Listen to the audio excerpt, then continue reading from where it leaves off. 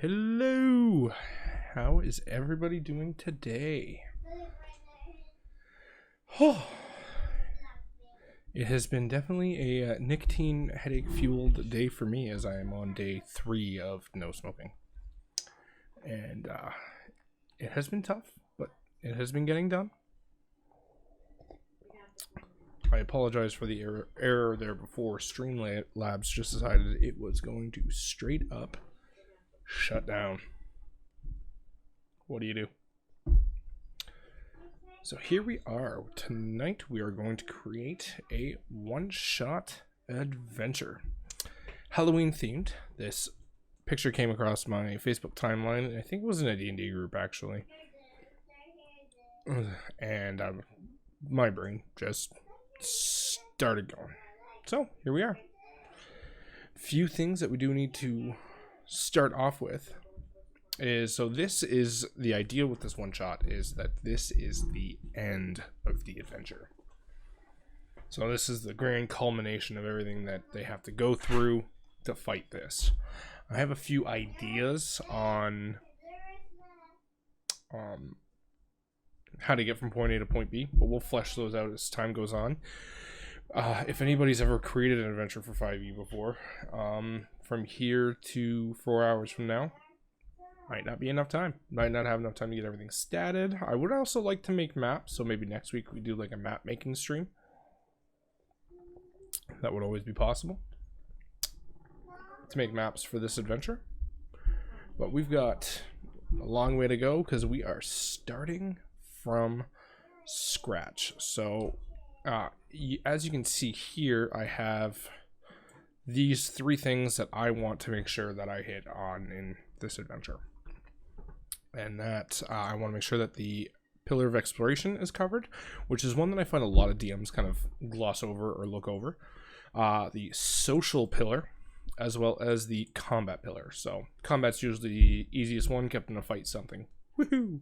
Which, I mean, they can make friends with the Octopumpkin. Right now I'm calling it the Octopumpkin as a placeholder name because I don't have anything for a name yet, but I don't even have it statted yet. So I have a couple ideas on where we can go with it. But I know it is going to be a large creature, perhaps even huge. So this is what I want the end to be.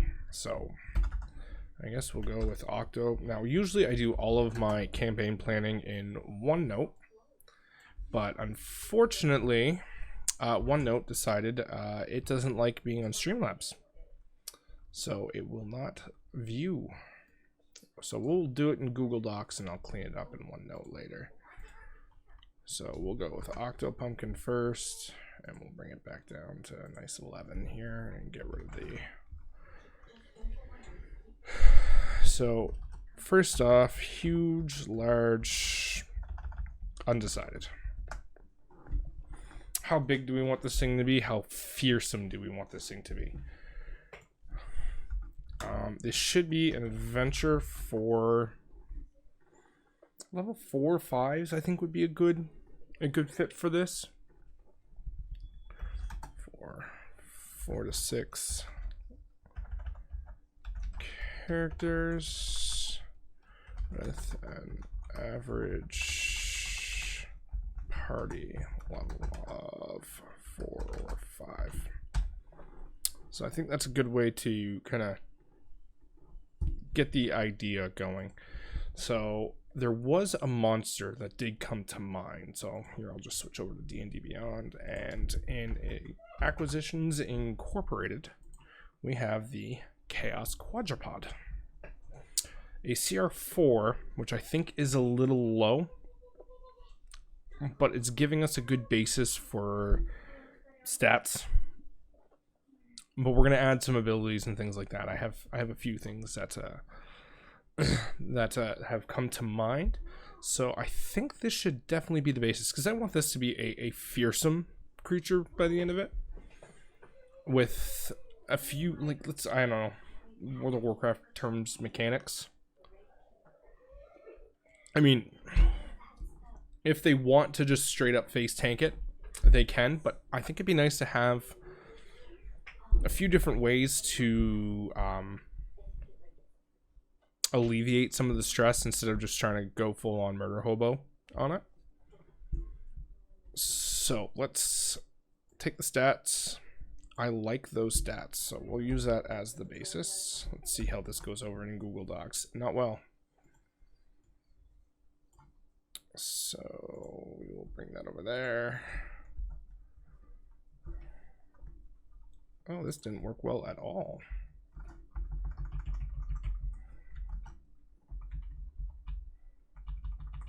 I have to move that around a little bit.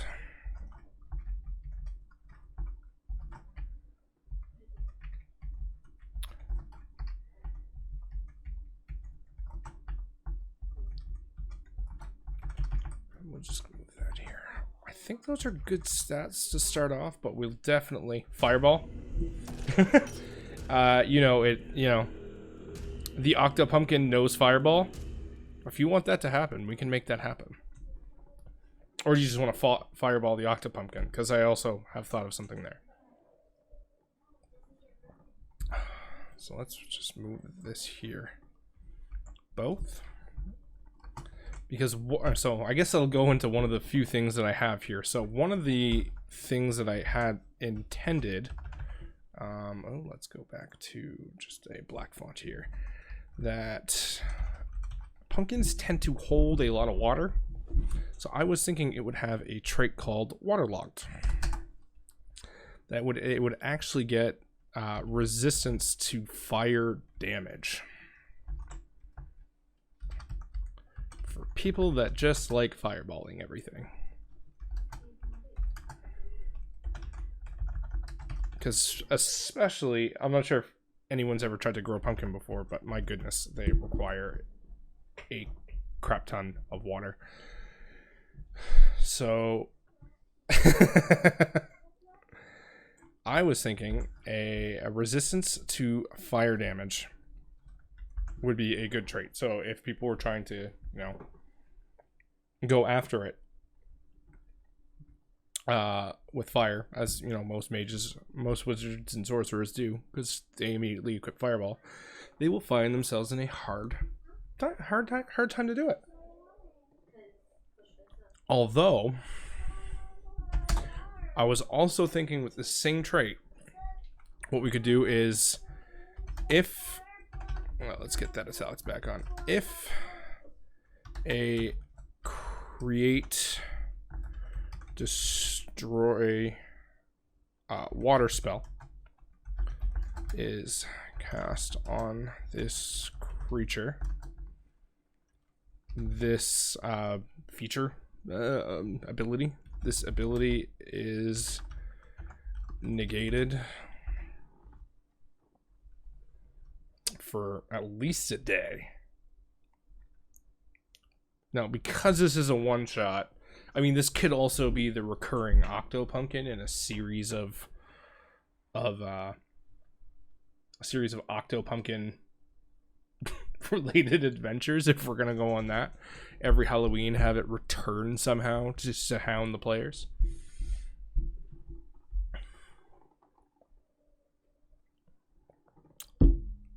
And that way, this would give somebody that actually picked the Create Destroy Water spell a creative use for it, especially after they realize it has fire resistance.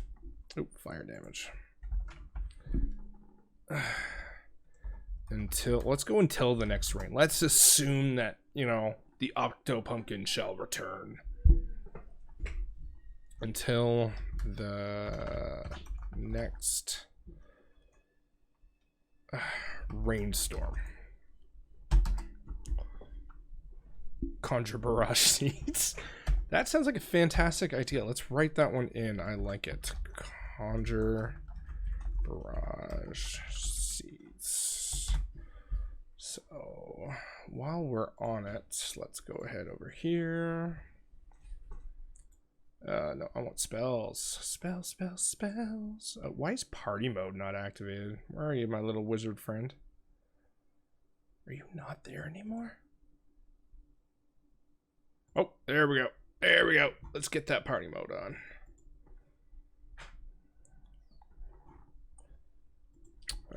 let's just search up barrage. We shouldn't get too many options that come up there.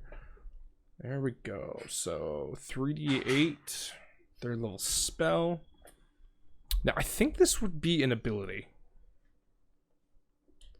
Instead of giving it the spell, we just take the ability. 60-foot cone, dexterity saving throw. Okay. So conjure barrage seeds. That's a really good one. I like it. The creature may use an action and fire seeds. It's because it definitely has tentacles, right? We're already on board with that. From its tentacles, 60-foot cone. Failed dexterity saving throw. Target takes 3d8 piercing damage. We'll do piercing damage there. Anything else we should know about the conjure barrage spell? So we don't need to worry about components because it has plenty of seeds. Although, because this is ability and not a spell, it would only have enough seeds. Ooh, let's do a recharge. Recharge would be good on that. Recharge 5 to 6.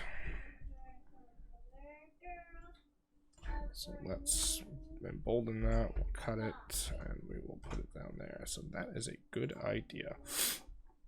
My allergies have been acting up today, so I don't thank you, Elegant Syntax, for hosting again this evening. Very, very kind of you.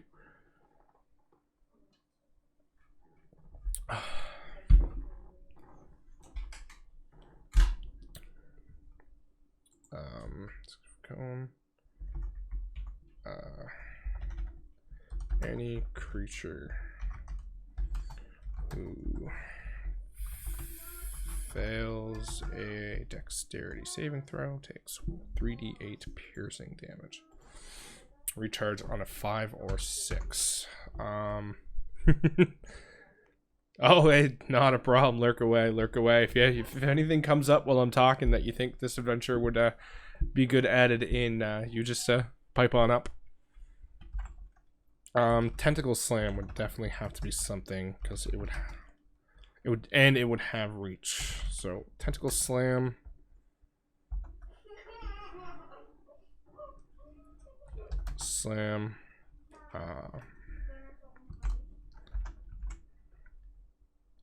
We are gonna go with. So what does the Chaos Quadrupod have again? A +6 on a tentacle? Really? I don't like the restrained option. I think the pumpkinness would be too thick to really wrap. Because at least with like a slimy squid-like creature, it's more flexible and stretchy. This is more hefty, right? So it wouldn't be able to grapple. But I like the damage, 2d6 + 4. And it would definitely have that multi-attack too. So we will multi-attack. Yeah. Until we get a better name. Octopumpkin. It be thick. Thick boy, pumpkin boy. Octopumpkin can use its Tentacle Slam twice as an action, I guess. I really don't know how they... The Chaos Quadrupod makes up to 2 tentacle attacks. Yeah, that would be really good.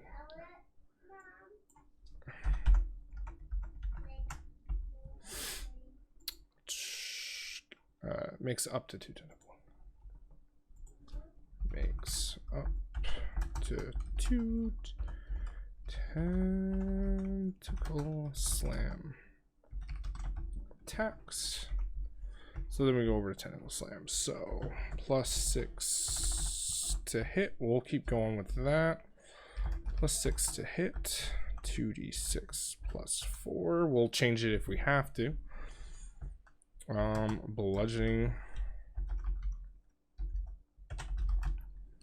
damage. Now, it would have some reach, for sure. So, this has got plus 15. I'm going to go with a plus 10.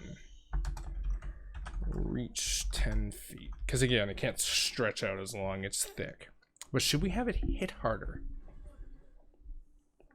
Oh, what about a restrain underneath? That could be an idea.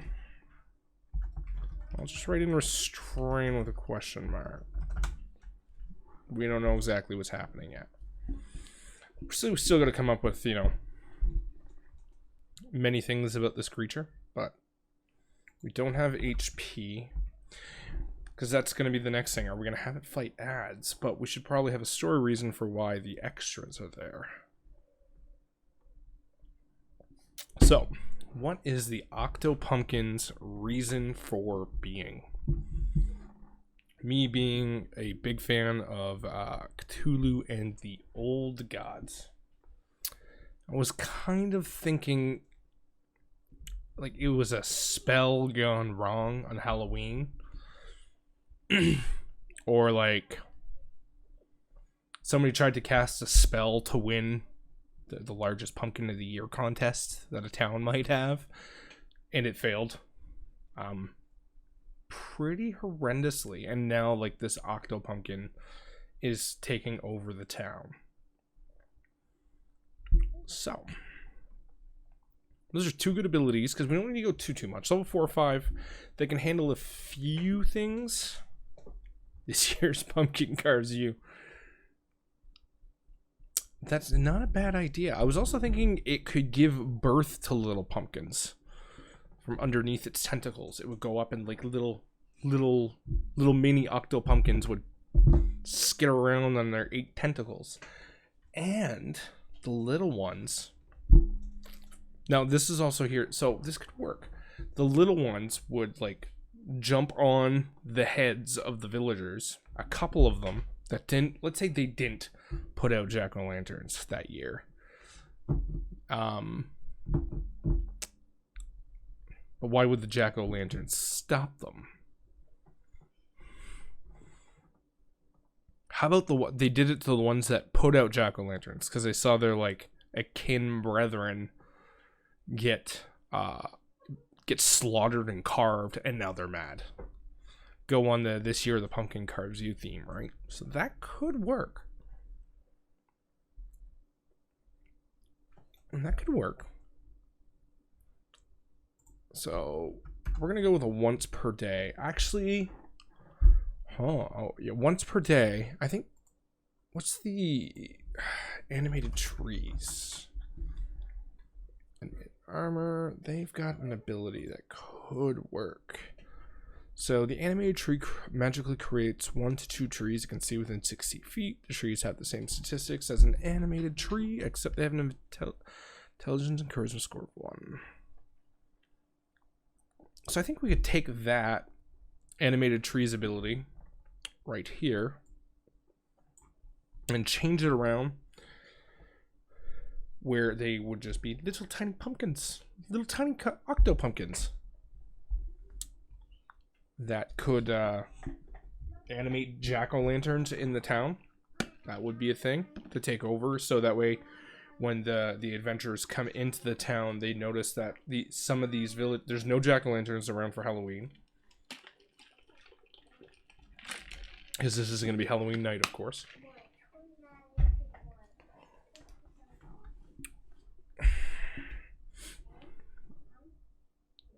And they can animate the jack-o'-lanterns. Somebody accidentally awakened the whole patch though. But do pumpkins have souls though? Are we ready to go that deep on a one-shot? It's not bad. Awakened the whole patch. But there were just some really dumb pumpkins that couldn't defend themselves if they get awakened. So that leads to the next question. Where does this fight take place? Does it take place in the pumpkin patch? Or does it get taking place somewhere else? Where is this Octopumpkin going to finish? I know a lot of people start their one-shots with the beginning. I start with the end, and I work my way forward.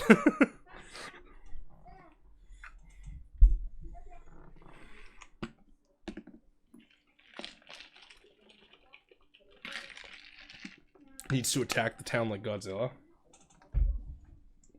But if it attacks the town like Godzilla, that, like, is the adventure. I like the idea. But what if the players have an option to draw out the Octopumpkin like Godzilla? So this way, I think we're going to go with huge. Let's just remove the large and go right to huge on there. Because, yeah.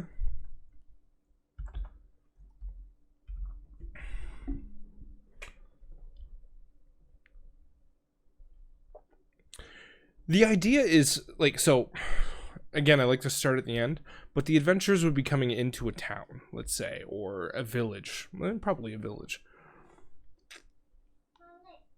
Give them some sort of clues and incentive to find the bigger weird thing by dropping off the little things to begin with. Now, this is a one-shot, so if the players are taking way too long with the exploration and social pillars, then absolutely it invades Godzilla style. After 3 hours of play, if the players have still not figured out it's the big old Octopumpkin, just have it invade Godzilla style. So I like the idea where it can happen, the end scenario, the be-all end-all can happen in different places. That really works. Makes the adventure fluid and runnable. Like, have it can be run multiple times, because that way you don't always know. The DM could change things up.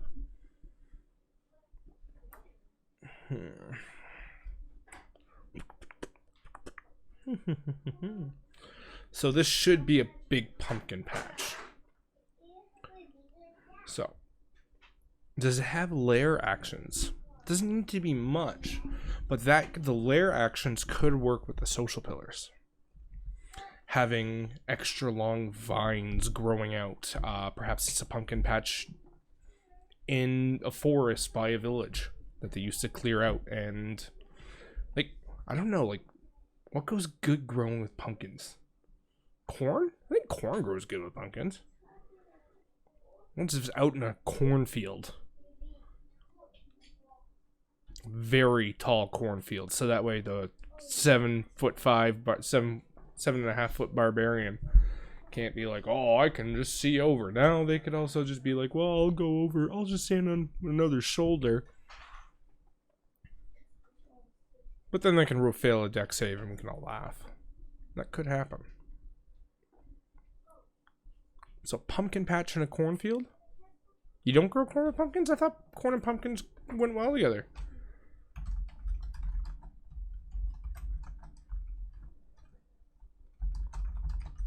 Good old Google. Yeah, in the case of growing pumpkins and corn together, both plants provide a service to each other. Native Americans also included pole beans with the pumpkins.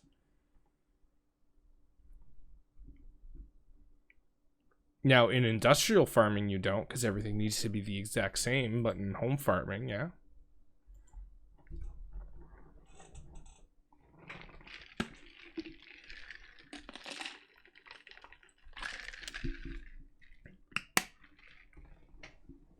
Well, there's different farming practices all across the world.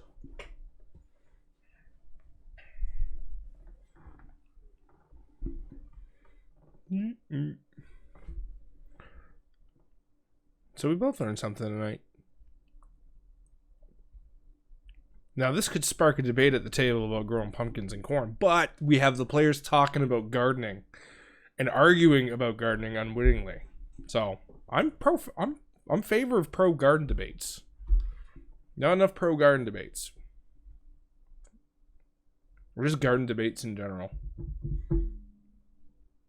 So not a bad idea. So I think we got something going there. So does it have lair actions? That's the second. It should. The pumpkin vines should create an environmental hazard in the corn patch. Corn may. Oh, yeah. Okay. Okay. So here we are going to, corn maze. I like the corn maze idea.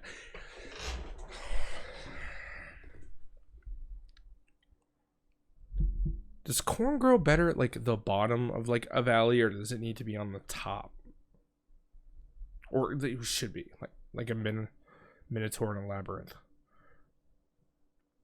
What if we made like a vine blight minotaur? Flatlands? Yeah, I thought it was flatlands. I had an idea and I was saying it out loud, and as I was saying it out loud, I was like, yeah, that doesn't make sense. So we got flatlands.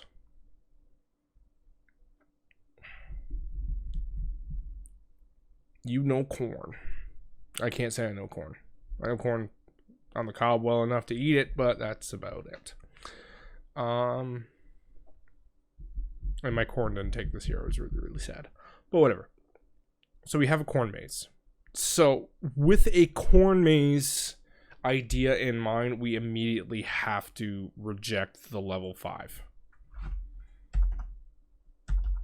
And the reason why is players can start learning that fly spell.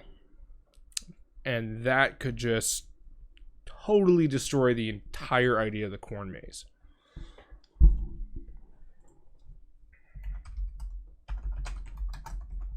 Corn maze. So let's go with build that up to an 18.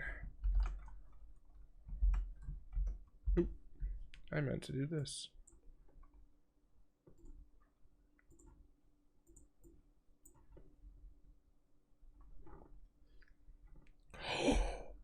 Ooh, that's a good idea.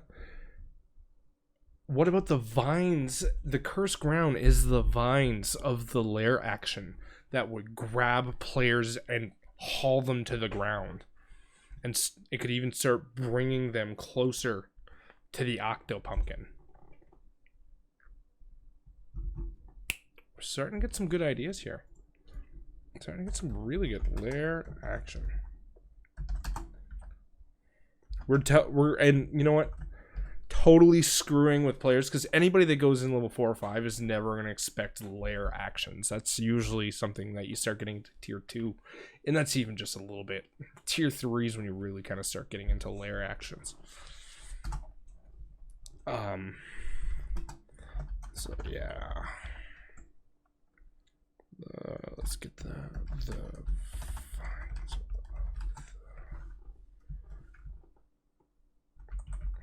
I totally wrote down corn maze. I don't want to forget corn maze.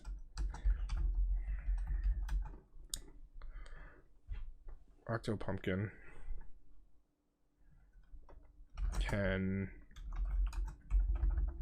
reach through the corn maze. So for some reason, the pumpkin patch is in the middle of the corn maze. That's just the way the locals always did it. Who knows? Corn never grew there.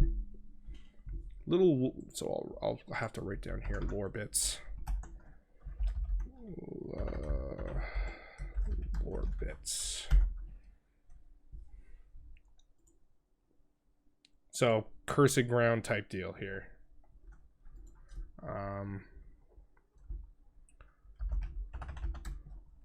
Did I go down in 10? Whatever. Bring this to 11 because 10 is too small for me.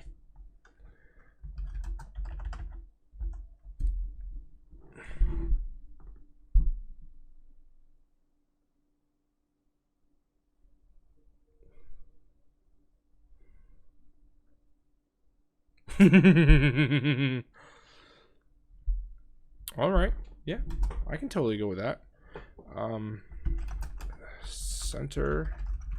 The corn maze is the prized pumpkin patch.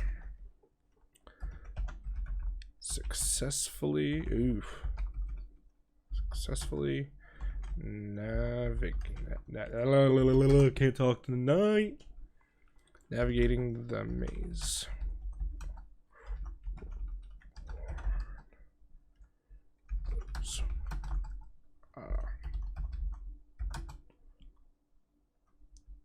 Found in the pouch. So, is this a cursed octo pumpkin, or is it just? I kind of want a lore bit behind it, but we'll get there when we get there. But that's really, really good. So, can reach through the corn maze with Gorthulu. We're changing the name right now. It might stay, it might not, but we're gonna go with that. Gorthulu. So far, that's a good one. I like it a lot. With its long vines and pull down any player, flying player character. Isn't there a spell for that? I think it's Earthbind, right? I want to say Earthbind. Which again, let's pull deep in the pockets of spells that never get chosen. Yeah, Earthbind. Choose one creature you can see within range. Yellow strips of magical energy. Loom. Yeah, yeah.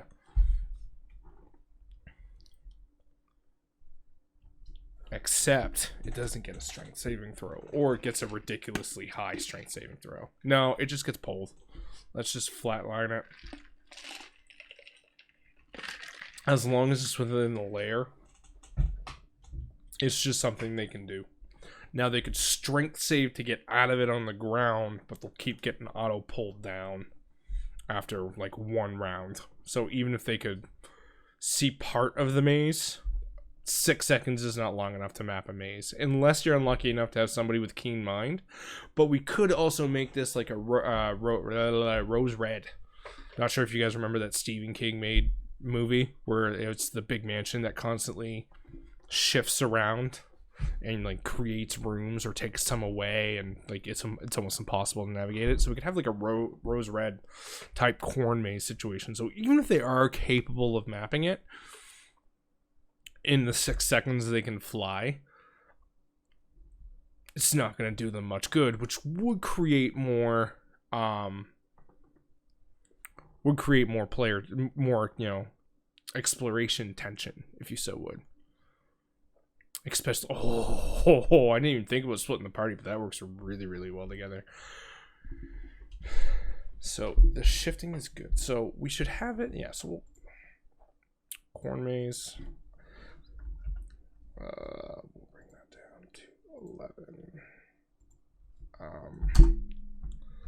The maze can shift its path on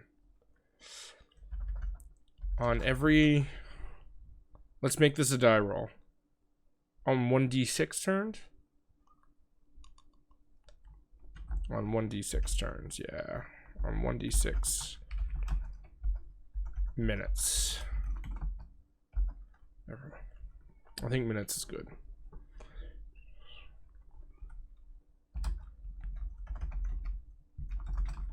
New.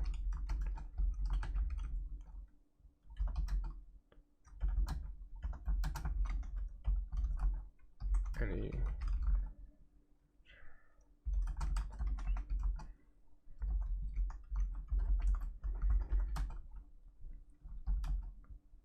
this go autocorrect.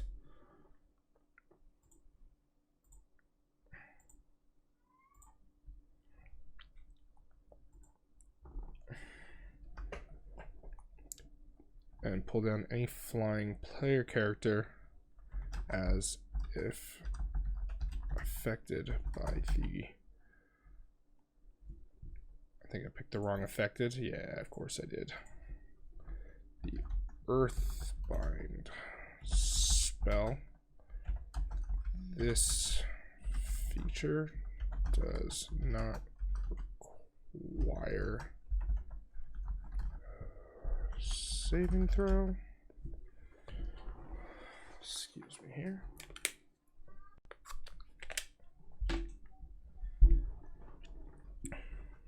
Throw to succeed and character to the ground. The affected creature can then make a saving throw against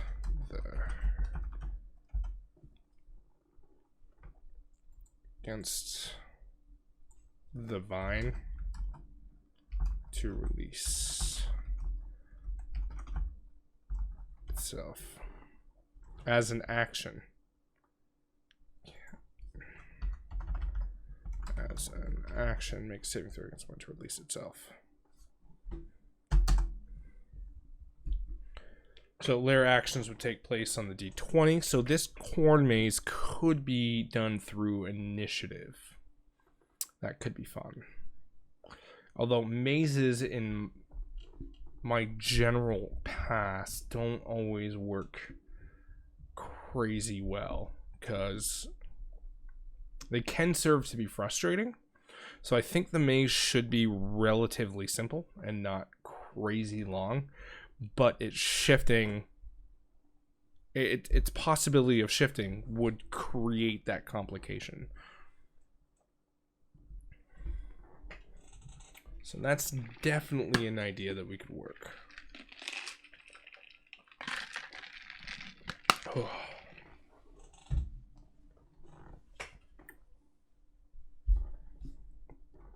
All right.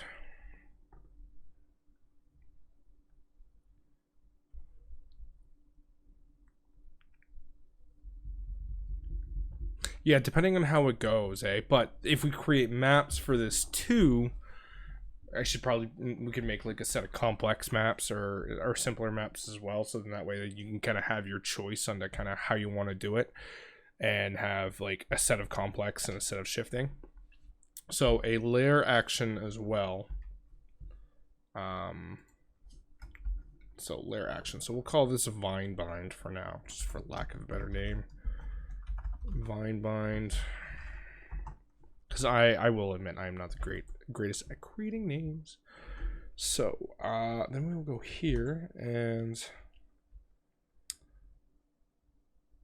on a recharge. Vine grab, I guess. Excuse me. Vine grab. So every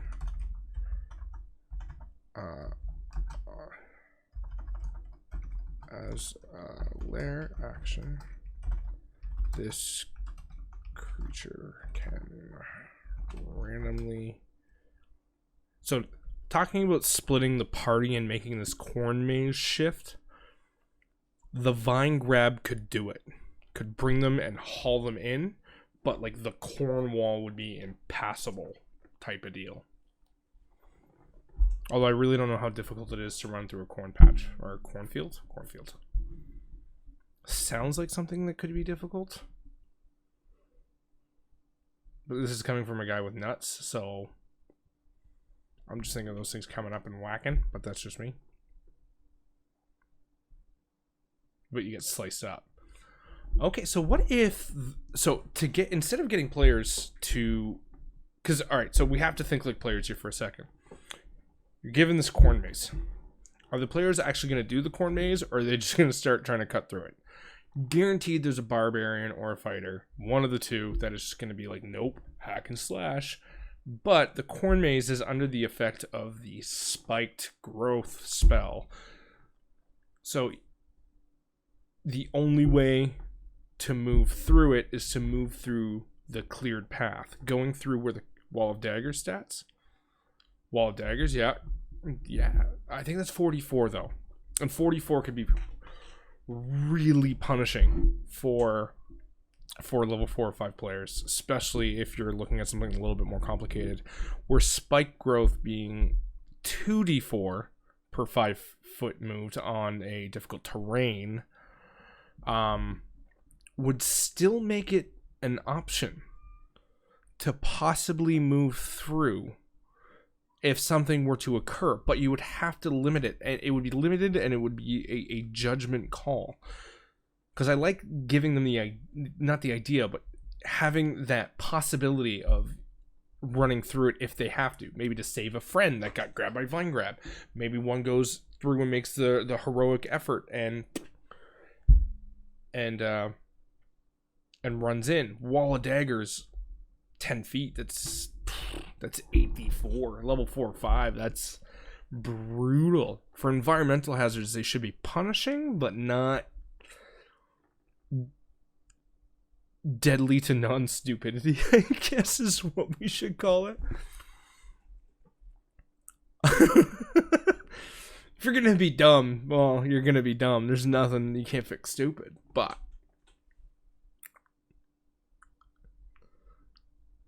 yeah, the corn maze. Well, with 5e, everything's got to be 5-foot squares, right? So that just makes it so a 5-foot square. So you're gonna have 5-foot corn patch minimum. Could be 10, could be 15, 20. They wouldn't really know. But the spike growth would fit. I mean, it works. It works with what the spell had intended. Spiked grr. It failed. Oops. Did not mean to add that dash. Oh, it's because it's not spiked, it's just spike.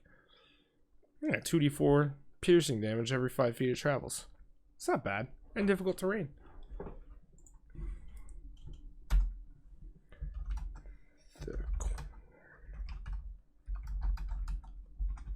I just think 44 per 5 feet is just too punishing. Like that would just force players to stay and try and figure out the maze. Now, I'm not saying that they should that having the option to just run through, 44 per 5 feet, right? That's because that's the idea, to go through it.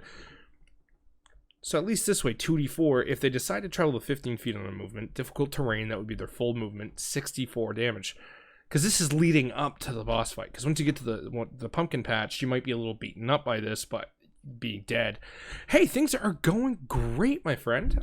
We are coming up with our current name, Gord Thulu, Halloween one-shot. And things are going really, really good, actually. Got a lot of good ideas going around in here. So far, Gord Thulu is going to be at the center of a pumpkin patch that is in the middle of a corn maze. That when this village would, celebrate Halloween, because this village would celebrate Halloween, and when you successfully did the corn maze, you could grab a prized pumpkin. That would be your reward. Except now, things are going bad. Gord Thulu has taken over the pumpkin patch. So we have an anti-flying mechanic as a lair action, just to really kind of mess with players. The corn maze itself would be under the effect of the spiked growth spell. So that way it gets players to think twice about just trying to mow through it and so just trying to beeline straight towards the pumpkin patch.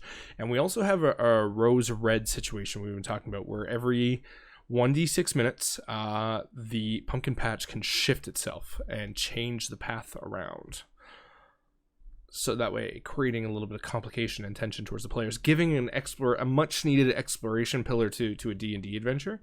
Because again, as I said at the beginning of this, I do believe the exploration pillar is very underutilized in D&D, and it can be a lot of fun, and that's one of the reasons why I'm liking the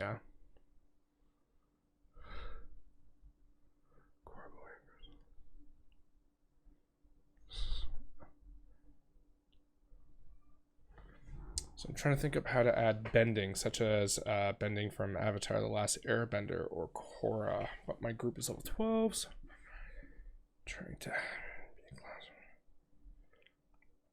So are you trying to allow your current players to gain these sort of bending abilities?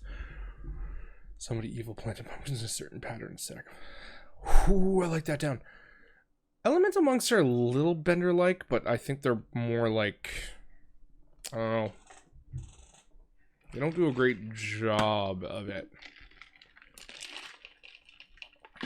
So is this something that you want to use again? Like your players would have access to this?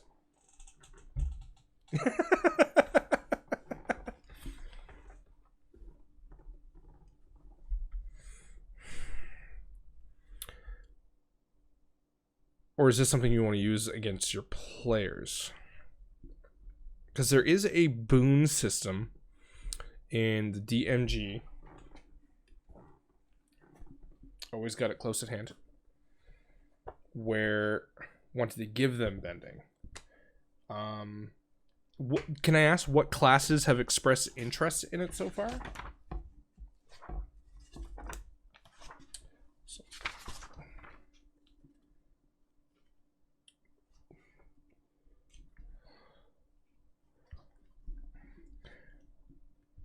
Okay, so they would discover it.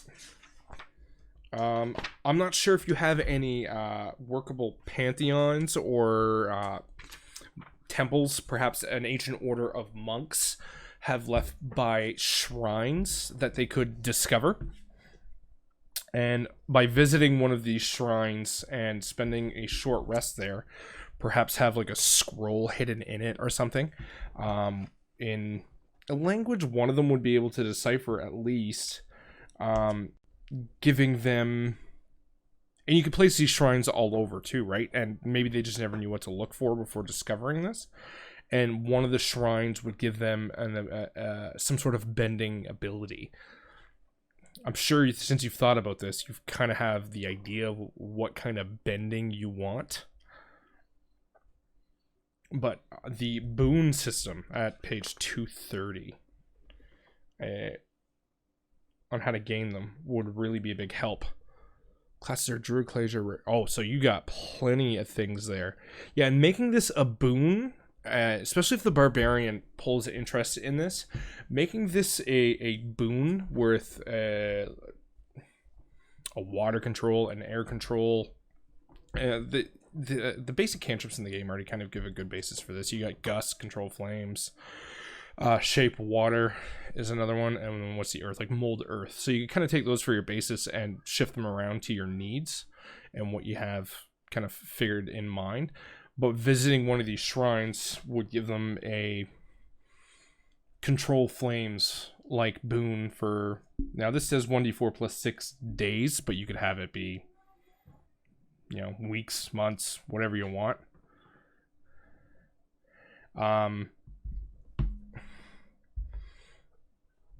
Yeah, and is it, like, are they allowed to be the Avatar, or can they only have one bending at the same time, or can each of them be like Aang?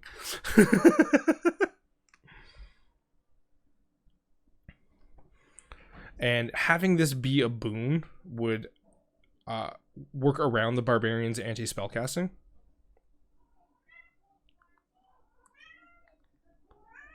So each of them would get one or the other. So I think having different, I don't know, shrines, only one each. Yeah, so that way they can't avatar it out. So that way they could gain these boons for several weeks, have these shrines hidden around, and maybe once they discover them, they'll be easier to find, or maybe they find a map in the first one where all these shrines are, so they can make it. So Captain planted it. So that way they could find so that way they could find these shrines and keep getting the boons. But I don't know, you could start creating other campaign things like that on it, or maybe it's a permanent boon at the same time, right? It's your choice whether you want to remove it altogether or have them keep visiting it. So that could be an idea to work with. That's what I would go with as my first idea. But at the same time, I always kind of like to write out a few and see what kind of comes in as a mishmash. So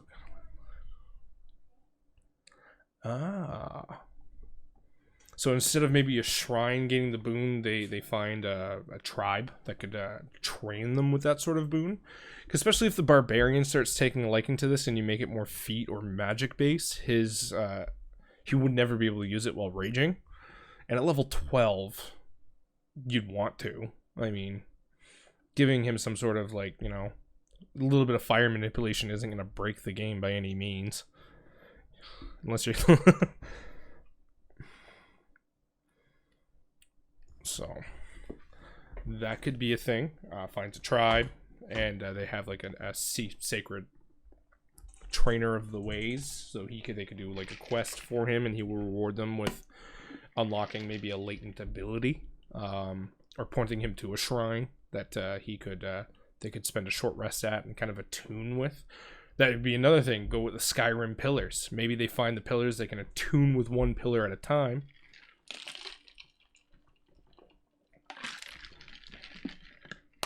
So you're trying to think about how to flavor it as fire.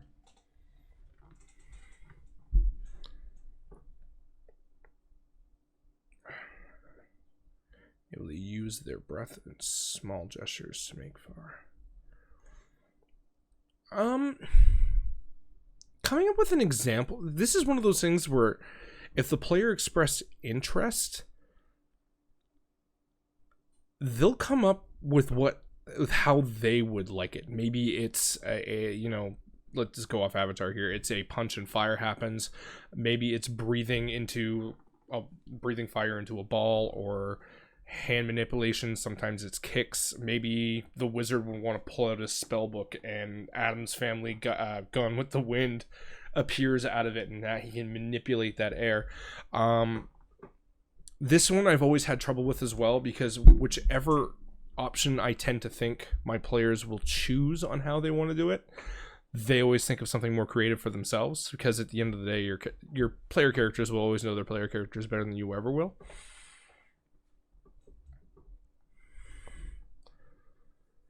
But giving them, I definitely on board with giving them an example. Like perhaps when you do, I don't know, Skyrim Pillar, they gain a quick vision or a dream where they see someone kind of breathe fire and manipulate it with their hands, or a kick.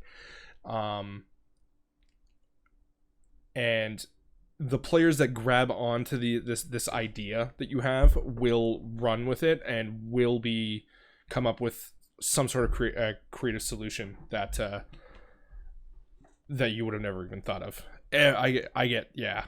Oh, dude, I'm the same way. I'm absolutely the same way. I've got another DM buddy that lives in Texas, and since we are never, ever, ever able to align our schedules together to play together, where one of us can DM the other, because we used to play in a game, and we're bouncing rods. That's what we do whenever I have anything, because I know he's never going to be in any of my games because I can't get him in a scheduling like good old, you know, D&D scheduling conflicts.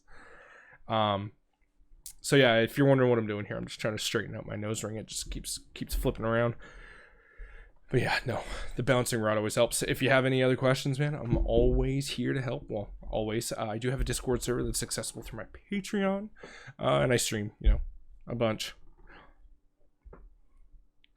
Trained by spirits. I mean, for the visions, I would actually let's see. Well, I set limitations around the control fire, because if you just say they can control fire, the next fireball cast, it's a spell that gets cast at them, they will be like, I want to control it to stop. You got to have some sort of limitation. Is this going to be an offensive or defensive ability? Have boundaries, because that's what I tend to do. I tend to give the boundaries of what can be done, and players will always find the most creative solutions to use it. You'll be casting a firebolt spell at someone because maybe you're just, it is what it is, and they'll figure out something that, like, what if this and this and this all line up? Well, let's do it. But don't be afraid to set the boundaries on what sort of boon you're doing. Because just saying you can control fire, you can control air. Even like take the create destroy water spell for example. I saw a meme where someone was like, so like the human body's like 78% water. What if I cast destroy water on the person? Well, technically, but having to have set that boundary ahead of time, like that's not really how it works. So I just kind of basic manipulation within a radius around them. So I guess let's go with fire. So maybe like a defensive fire ability first. So let's say a fire ability is cast at them within a 5-foot square. So as long as it is anything 5 foot or smaller, they could, coming to mind right now, actually as I'm saying this, is the Goliath's Stone's Endurance racial ability. So they could, where am I going here? Game rules, races, Goliaths. The Stone's Endurance ability, which allows them as a reaction to negate 1d12 any damage. I think it is as a reaction. I get to use this once per. Every once in a while. Did I pass it? Yeah, I passed it. Grung is way too far.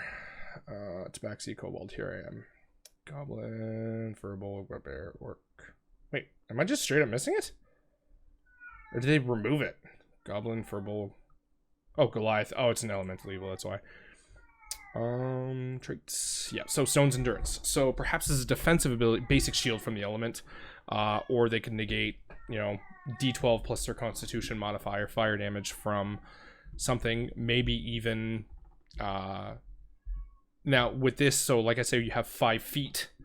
Agon, your cat sounds, my cat is in heat. And we had to give it a bath the other night, so that was fun.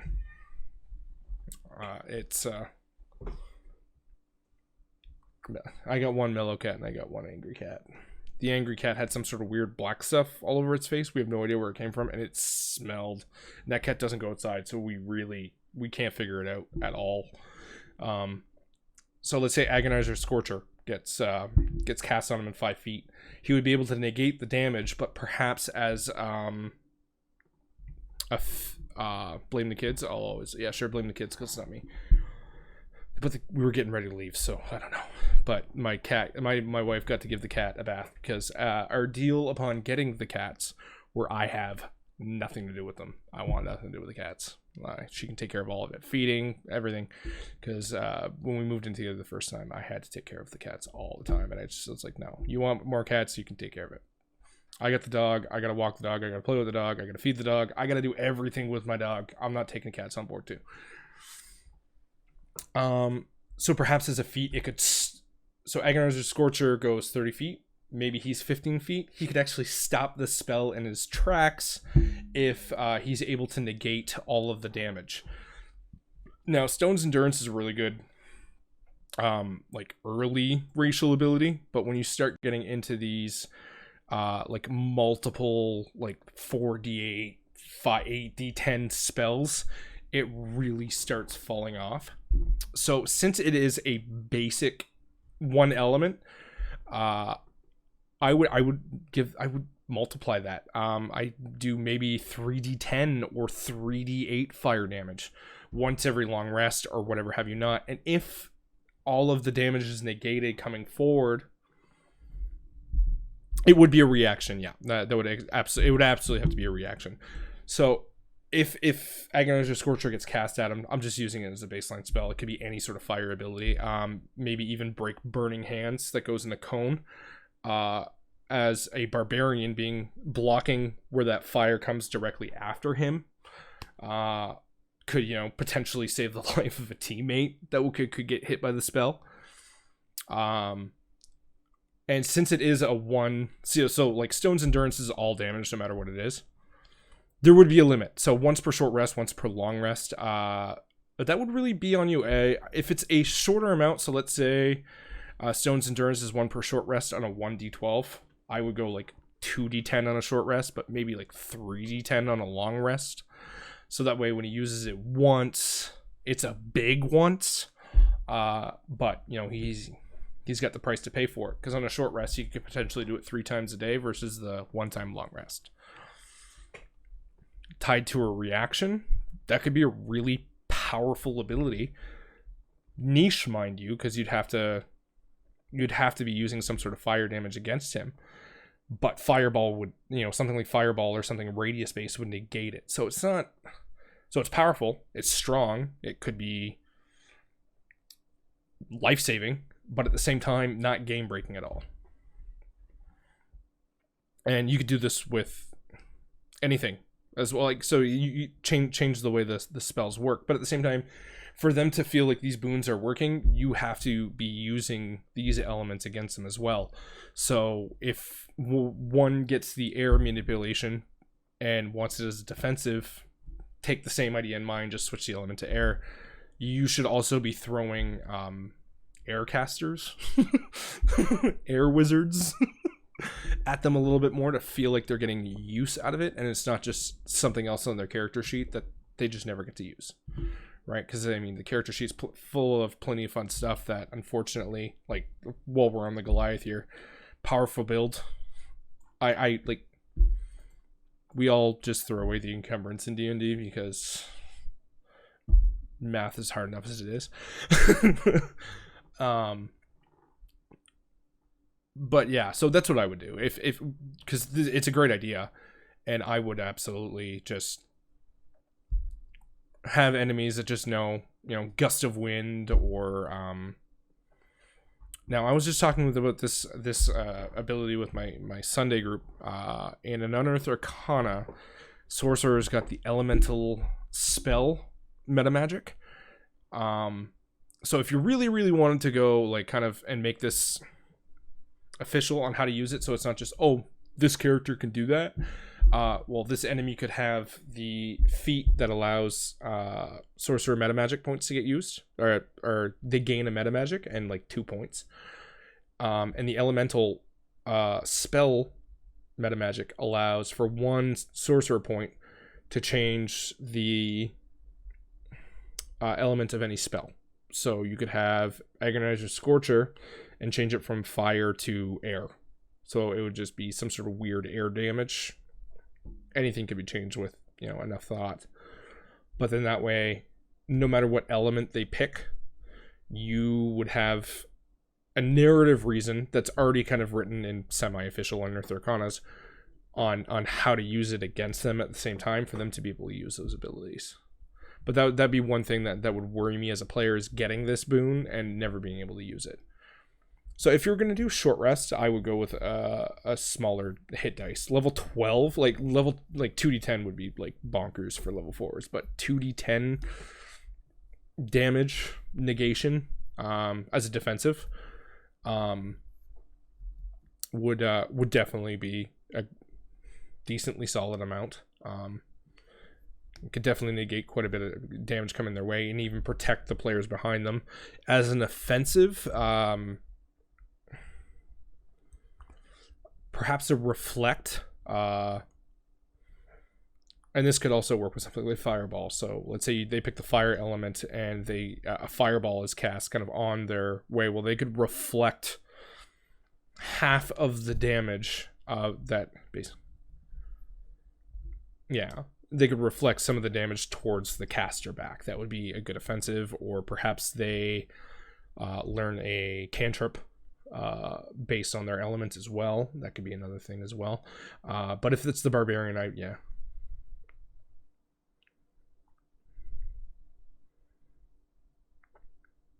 the air scooter. You get a minor levitate. There's tons and tons and tons of potential with that idea for sure. Like a levitation. Fire punches would be another one, because especially you see the opening scene of Avatar, they do the whole fire punchies. Earth manipulation, you know, being able to like mold a square earth. And this is where you get people working together too. So if they could bring if the airbender, let's call him that, could bring up like a big stone in front of them, the earthbender could like kick it for like extra force damage, allowing them to use their powers together and perhaps gaining bonuses off those powers together. And the firebender could light the boulder on fire for extra stuff. Like, you know, there's a lot of combination possibilities there that could really make them use those boons to much greater effectiveness. So there would be definitely ideas to flesh out with offensive and defensive abilities to be used for them, whether you want them to be on a time duration, because at the same time, by all our powers combined, we are the Avatar. If it's a permanent boon, or if it's something that only lasts for a few weeks before they need to visit kind of another shrine and maybe, you know, renew that. But that also could lead to more campaign narratives of, you know, evil guys trying to take over these shrines and control them for themselves. Or perhaps combining all of this, activating all of the specific shrines in like an order of a constellation could, you know, activate a great evil or a great power. So your players would not only have a reason to seek out these shrines or trainers and gain these boons, but also defend them. I really don't know what you have for a big bad idea. So this could be just further planning. But yeah, so my opinion would be to put limits on them, but don't put a minimum. Let players will get mad creative with things like that you get them. That's one thing I've learned in my time. Whenever you put something forward, you don't have to have everything figured out. Just have the max of what they can do, and they will usually always find some sort of creative scenario to use it, and you're going to be like, you know what? Hot damn. Love it. Let's do it.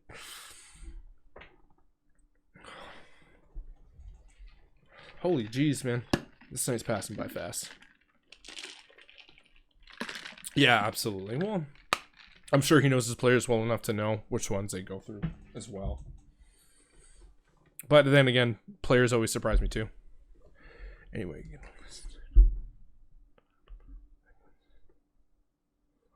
Yeah, bud.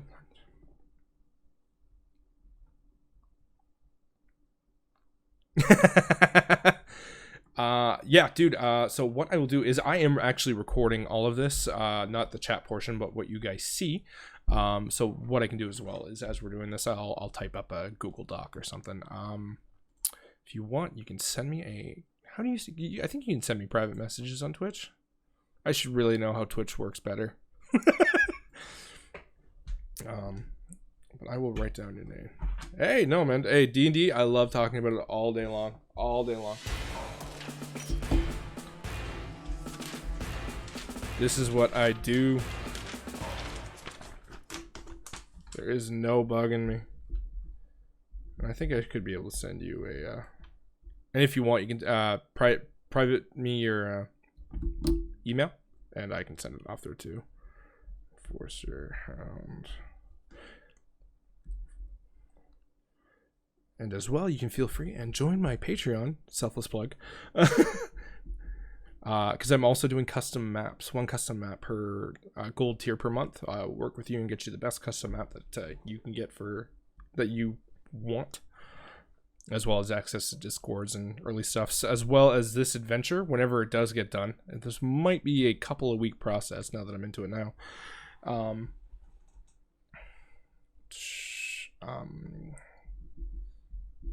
Kind of write myself. And tomorrow I get the lovely joy of going back to school shopping with my daughter. She needs new sneakers because she has grown way too fast. So I have that there. So you should be able to private message me as well, and I'll just write a little PDF there with kind of ideas and things like that, because I get it too. I listen to a lot of these things while I'm you know, doing dishes or cleaning the house. Lately, it's been my Halloween playlist from Spotify that has come back up and has brought me immense joy all over again. So as we go here, the corn maze is currently affected by the spike growth spell and cannot be dispelled. Or no, you know what? I don't. No. Again, limitations can be dispelled, but only in small sections. So if somebody wants to burn a 3rd level spell slot to maybe save someone, or get through it a little bit quicker, it will only work in like 5 or 10 foot cube increments. Burning a 3rd level spell is big, so they would need to be rewarded for something like that. But at the same time, can't get too much of a boon, like not the entire core maze. Can be if dispelled.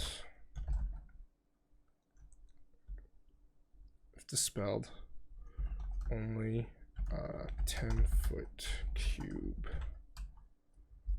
of maze held by any dispelling effect. Yeah, all right. The one thing with me creating this adventure is I'm already mad that I can't run it at the end because this sounds so fun. Okay, so then we're gonna go back to the Vine Grab ability.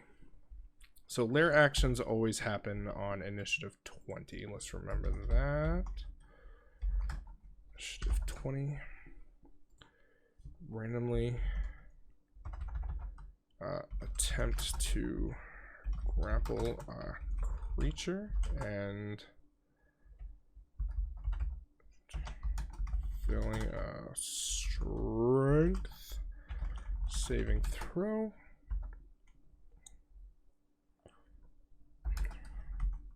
Drag them. And see, this is where the thing comes in. So if they're able to drag them through the corn maze, are they going to be affected by the spike growth spell that's on the corn maze itself? Splitting the party and causing a little bit of damage. So this would be something that would have to DM's discretion. How deadly do you want this to be? To the maze towards the center of the patch.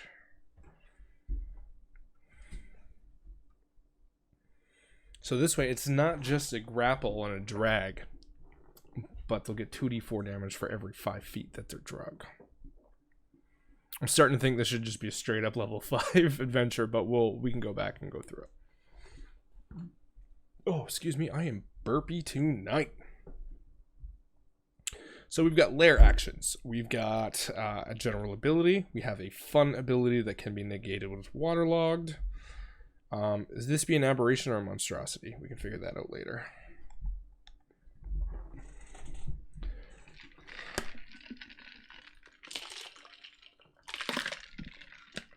Also, I am sorry, Corey. I looked into having to turn the volume down on my Switch scenes. Not as easy as I thought it would be. So I wasn't able to fully figure it out yet. But I will be getting to it in the next couple of days. Alright. So, aberration, monstrosity. So I will warn you when I go take a quick break. Aberration, monstrosity.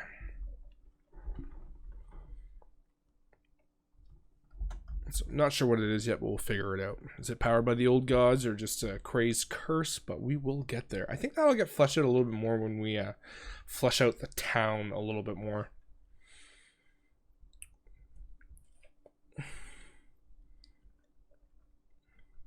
So we got that. We got a... That would be fun. Oh, we were doing the animate. That's what we were doing. It was going to create little versions of itself. Little octopumpkins. Or little Gordies? You'd figure I know more pumpkin puns. I'm terrible. All right.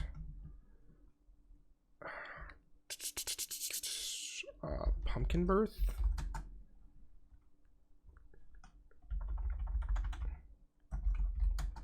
Octogrowth. Let's just call it that as a placeholder.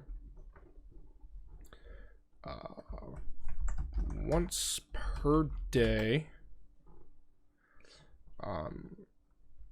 Mini versions of the gourd thulhu can spawn from the vines. From the... Is it vines? I really don't know. Like how does that grow? Or whatever.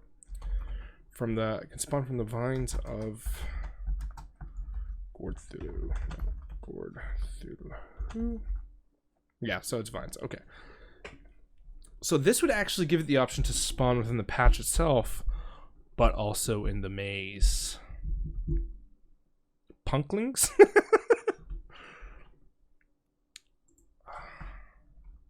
Pumplins? Thank you very much.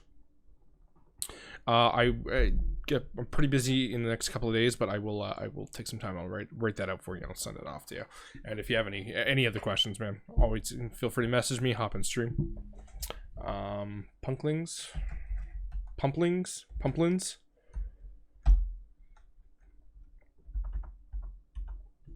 Okay, so we need, first things first, if we are going to do more pumpkin puns, we need to go get some more pumplings. What's another name for pumpkin?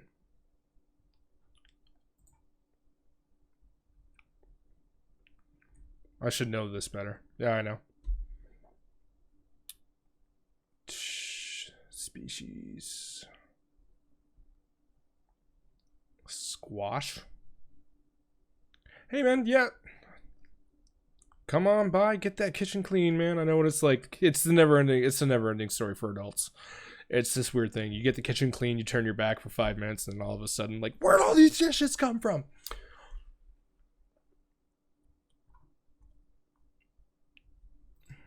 Well, that didn't pan out. What's another name for pumpkins? 6 more rows. No, that's where I went. Thesaurus. So we got gourds aside from that. Yeah.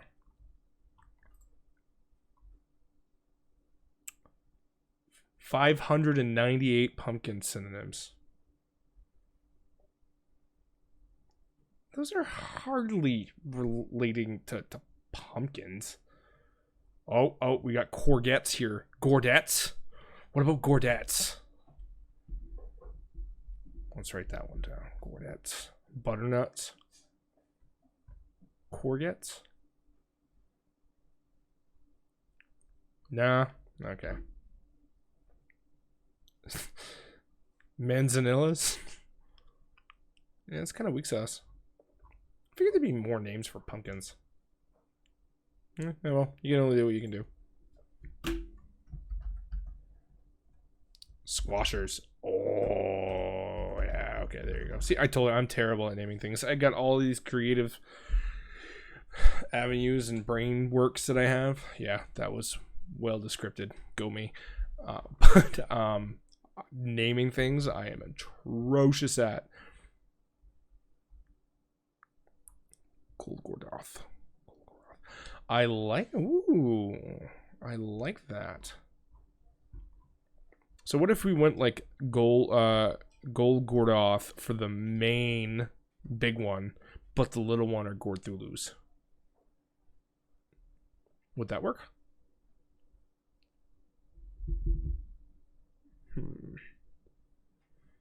I'm gonna take that though, and I am just gonna save that right here. Add that in. Of course, it even saves the black part. Yeah. I like squashers though. Squashers are nice. So, somebody asked in the Sunday stream, they were fighting a little evil doll, and they asked if they could cast the catapult spell on the doll itself. So taking what they said, what if the squashers could cast catapult on themselves to squash themselves against enemy players? Destroying themselves in the process, mind you, but doing gross bludgeoning damage upon a successful hit. Oh. Ideas, ideas, ideas, ideas. Giving them true meaning to the name Squashers.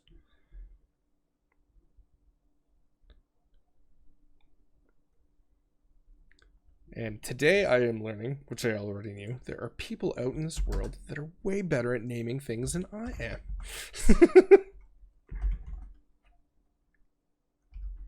Okay, so we are coming up with follow-up adventures of the Lovecraftian universe of these pumpkins. That's what we're going to do. We're going to create an entire monster creation lore myths of these evil Halloween pumpkin monsters. Because these names are too good to pass up. Yeah, so we will go with Squash. I like the name Squashers. So, Squasher births? Squasher, animate Squashers, birth... Squasher growth. Growth? No. Growth. No, and so if this is going to happen, where this is going to be little mini monsters. Can they explode? Okay.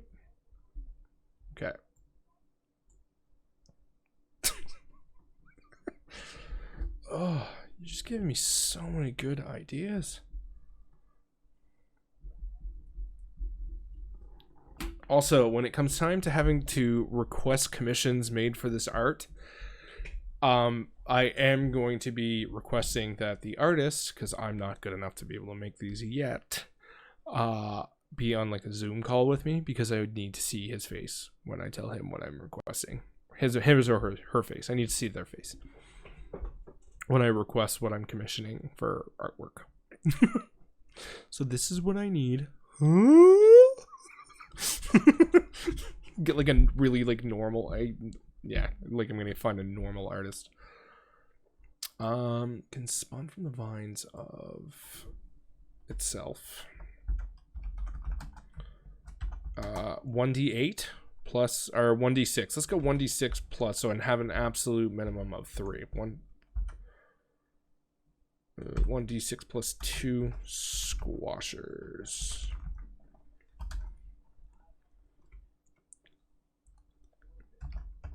These squashers are similar in appearance.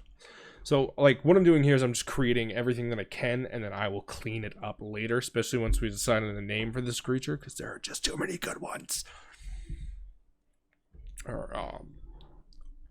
So right now we're going to use the placeholder of Gorthulu.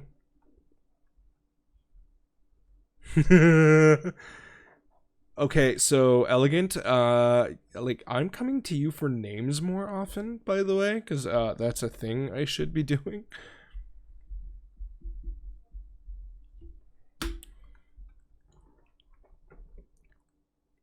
Should definitely be doing that more often. The stats, these squashers can be found at the end of the adventure notes. But I think the squashers should definitely be able to cast catapult on themselves and squash themselves upon the people, creating both an environmental and a monster hazard. Giving them, because I think what we should do is give them a set amount of hit points, and if the damage from the catapult spell that they cast upon themselves is higher than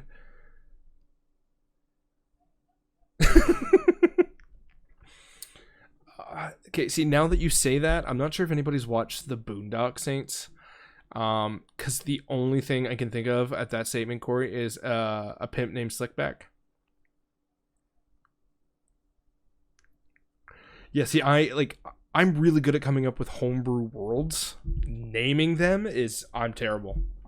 I've got, like, I can create weird governments and tribes and, like, ecosystems and, like, floral and fauna and everything. More Huggy Bear? I'm thinking of a pimp named Slickback. But that's just me and the weird things that I watch. But just naming them, I'm not. It's not one of my fortes, I gotta admit. But we all have our pros, we all have our cons. All have our strengths and weaknesses, I should say.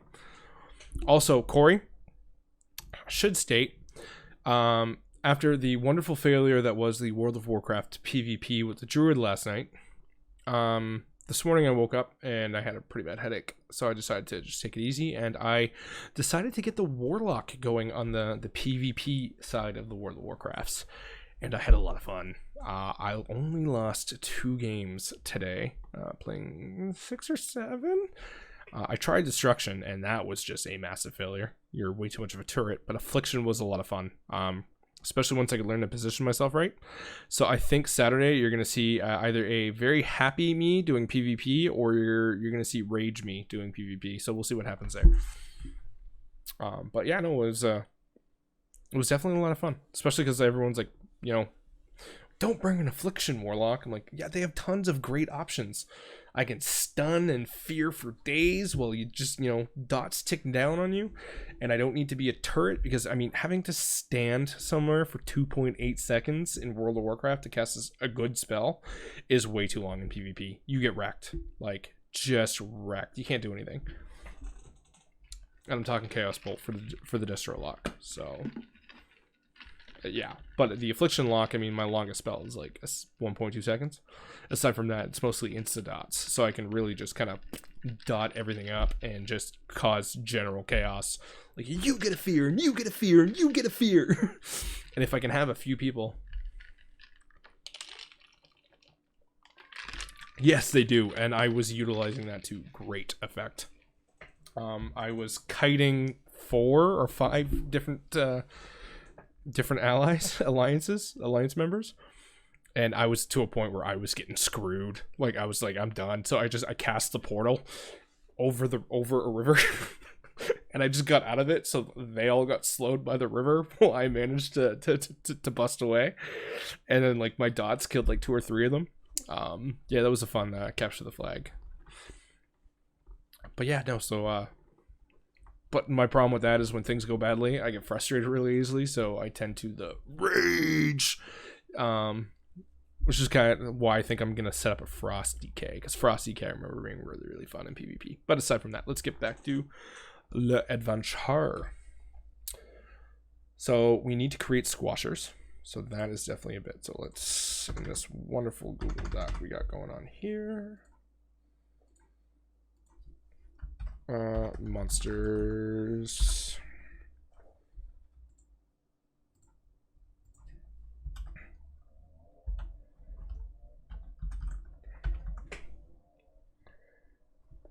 But yeah, one thing with PvP though is everybody goes straight for the healer. That's why I was getting wrecked when I was playing the Resto Druid. Getting wrecked. Alright, so we have fun lair actions. The Corn Maze. Once we map it out, that'll get a little bit better. Although we should note in the maze itself, I don't think the squash. Oh, ooh, you say that. I think it shouldn't, but I think it should. I'm torn there. I will fully admit. That's way too big. What if the squashers get stuck on the heads?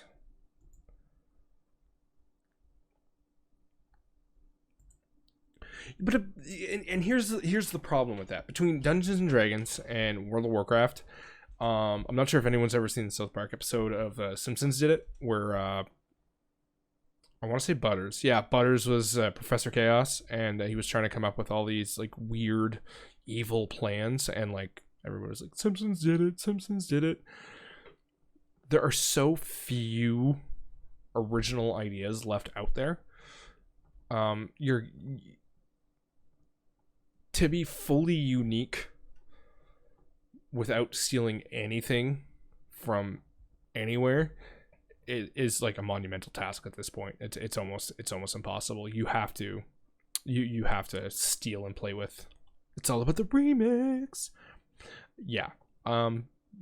So I'm gonna mark that down as a side note here. Squashers. Okay, I don't know how you guys feel about the catapult that they can do on themselves. I think that's a fun idea. So I'll mark it here. Catapult cast on self. And possible land on head.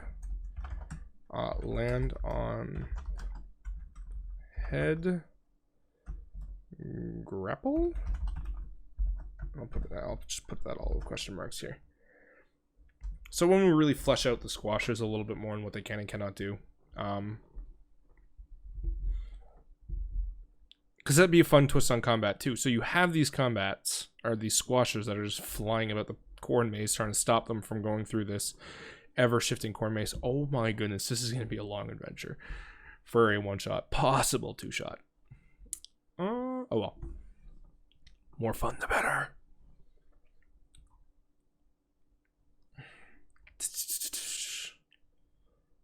So the corn maze is there. What were we doing?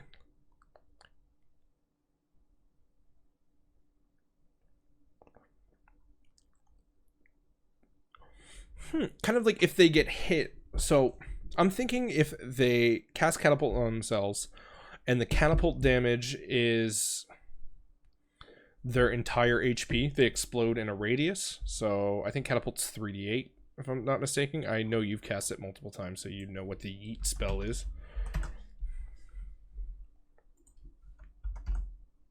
Oh, these are monsters.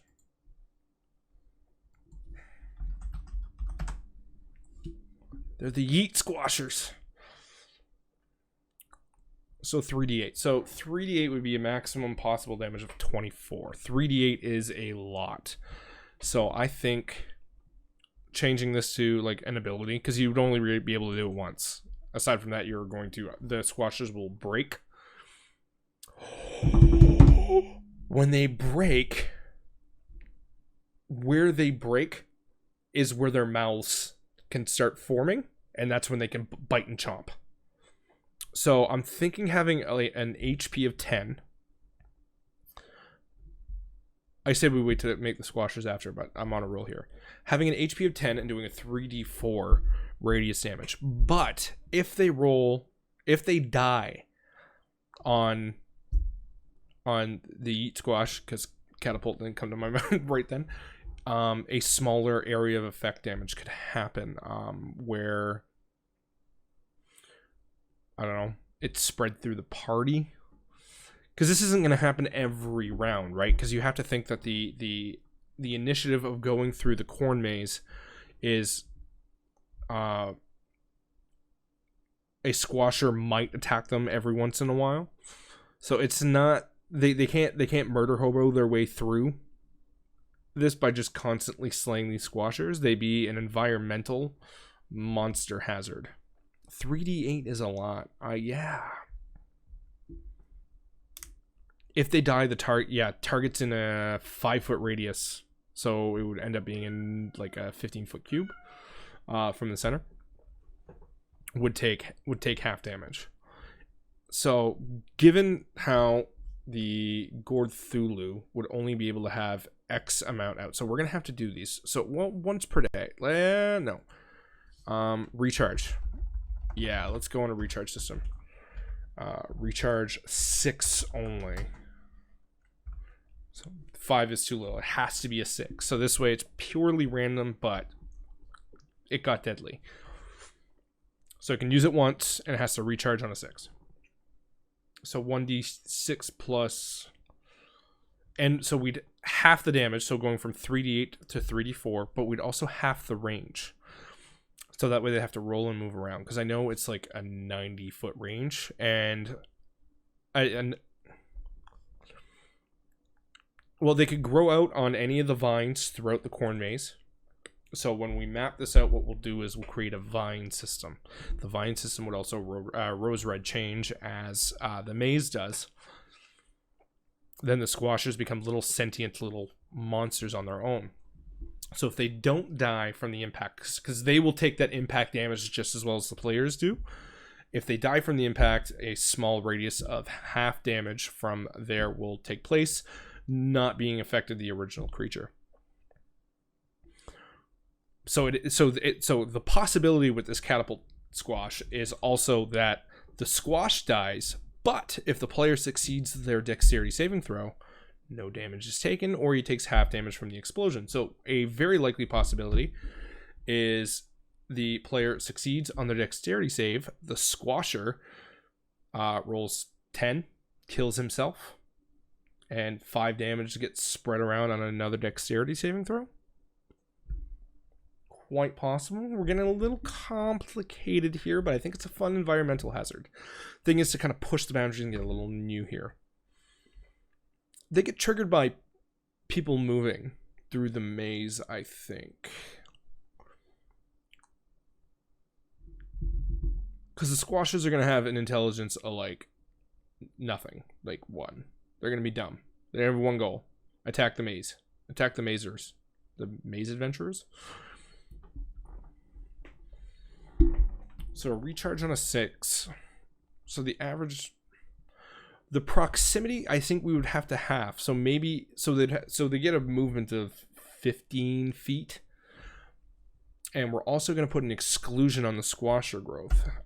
Cannot use this ability if there are squashers currently active. So that way it can't get overloaded. Because let's say he rolls a 6, and then another 6, and then another 6 to recharge the ability. It just gets overrun with squashers. So on average, there'll be 4 or 5 squashers. On the maze, we're not making this maze overly complex where it's going to be, 700 feet of terrain to try and get through. Let's make it a little bit more simple, but with the change, it'll add that extra length. Having 4 or 5 squashers randomly put out the map. So when we make the map, which I am making a map, there will be spawn points that the DM can choose at the DM's discretion where they come up.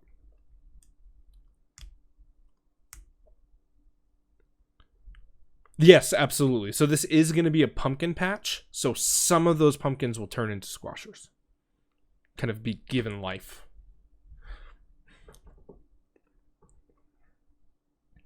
Instead of just a quick growth. And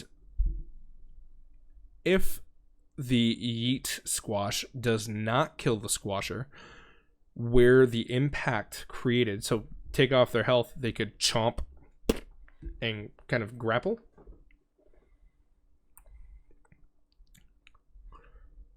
So we have one combat versus the Gorthulu. We have one combat with which is the maze squasher combination. I'm thinking so they're going to need a reason to go into the corn maze. So I'm thinking that's where our first combat is. And I think, yes, a drain life, kind of what's the little Sturges? Sturges, those little buggers. We'll use their ability.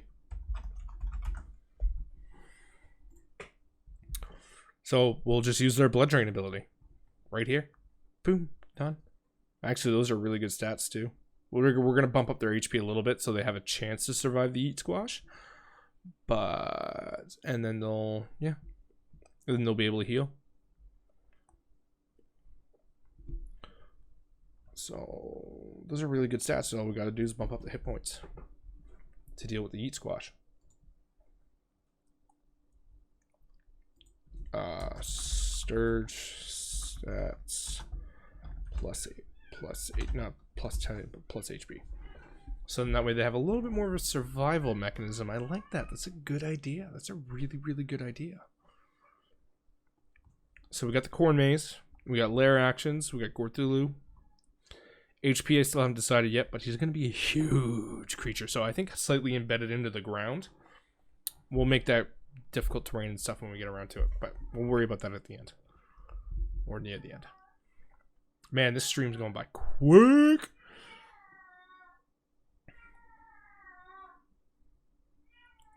I'm sure you hear the cat. I gotta go get her fixed.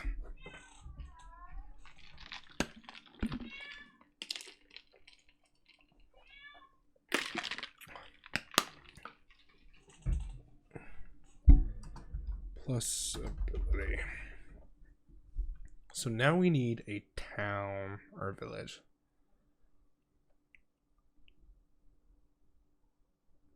Exactly. So it wouldn't be as fearsome because if it's huge, I mean, a huge pumpkin's got to weigh like that's a lot of pounds. A lot of pounds. I mean, I'm just thinking about those like pumpkins that win the pumpkin contest.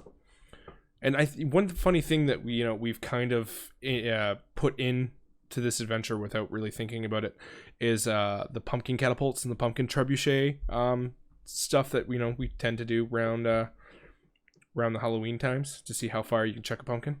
So with these squashers, we've kind of embedded that little bit of like folk event that we do now into this adventure. So weird little things that kind of get added in, right? So we need a town. All right, Elegant. You're my namer of things for the evening. What is the town name? And I am back. Theme of the town. Well, it would have to be a small farming community because the corn maze, pumpkin patch. So, Pumpkinsville. I like it. I like it. And corn tends to grow more inland. Like, I know mid is like, but that's where it's more landlocked, so there's a lot more land to grow it, like, industrially en masse. So is that kind of just a product of human civilization that ended up like that? Because I know, here where we live, we're, surrounded by ocean and sea. And there are plenty of corns. Calabashes. I'm just gonna mark that down. I like Pumpkinsville.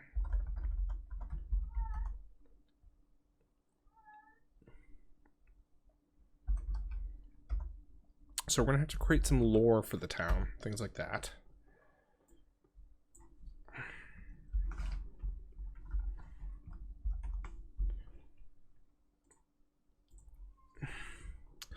So farming community.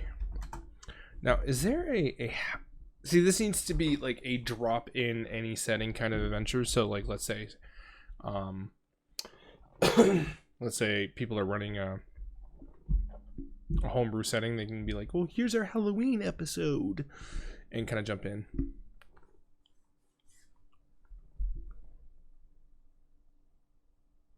I like that a lot. I like that a lot. So it's a farming community that obviously revere this Halloween holiday. Yeah, that one won me pretty quick. Sorry, Pumpkinsville. Nothing against you, but Calabashes is a good one. So they got to be well known for something. So obviously produce, but it's produce. So they might have like a big fair every Halloween. Like, they might do all the things that we do on Halloween, trick or treating and things like that. I mean, let's face it, the adventuring party is gonna be lured by free candy. Who's not? Like, if you put a van with free candy spray painted on the side of it, I guarantee you the adventurers would go check it out in any D&D adventure. Me being a player, yeah, see? And we teach our kids not to do this. We're building an entire adventure around the process of adventurers running to free candy. So I think having a big, like, a spiritual fair, especially with D&D in that universe, the veil between life and death is much more thinned on the holidays. That'd be a much more believable thing in D&D, where there are actual spirits and ghosts that are proven intangible in that universe for, fantasy creation. Don't ask me to explain the science behind it. Not doing that.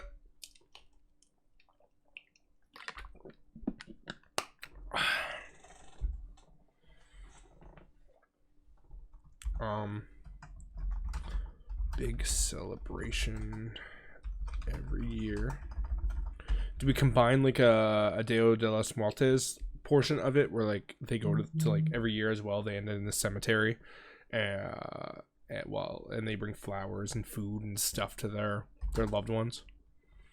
I've combined the two in a little bit of a respect thing. So every year they like give out candy and stuff like that, but they give a portion of that candy back to the people in the cemetery.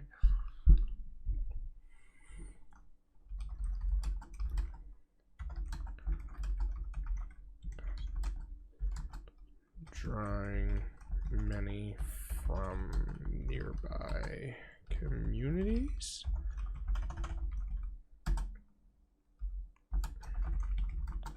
With baked goods, pumpkin carving. We have to add that into the footnotes of the town because botched sacrifice, harvest reap. The harvest reap fair. Okay. I'm just adding fair to it. It'd be the harvest reap. Harvest reap. Unless we find a better name. But I like that one. Harvest reap. Pumpkin carving. Well, yeah. So what caused Gorthulu to arise is we still have yet to decide on that. Cultists are the number one go-to. But I want something different. Because it's one of those things where it's what everyone jumps to. So like, oh, it's cultist. No, maybe it's. I just watched Hocus Pocus today because Hocus Pocus, The Legend of the Pumpkin, Harvest Reap Festival. Yeah,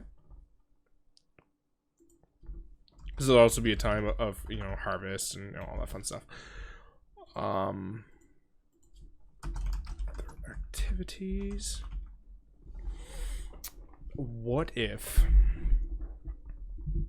a teenager, a child, found like an ancient or an old cultist's spell book, or like a great old one's like left behind tablet, and read it out loud, and that is like the curse that brought across the Gorthulu upon the town. Because the way I'm thinking of it is when the heroes walk into town for the celebration, everything's prepared, but no one's around and it's dead quiet.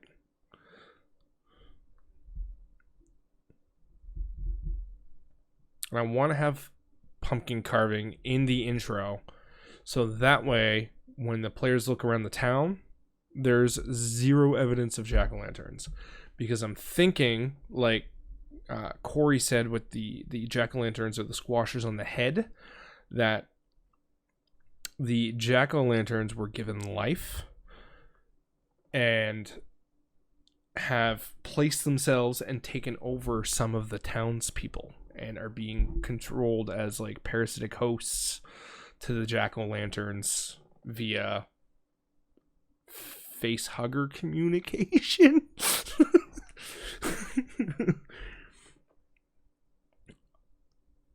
Or do we have a celebration that's already ongoing with a lot of people, but then this just goes crazy? Like perhaps we can keep going with the kid with the tablet.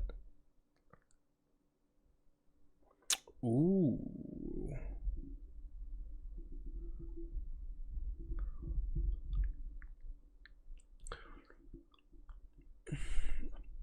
Doing the hot fuzz thing where the town is secretly the sinister means behind what's happening.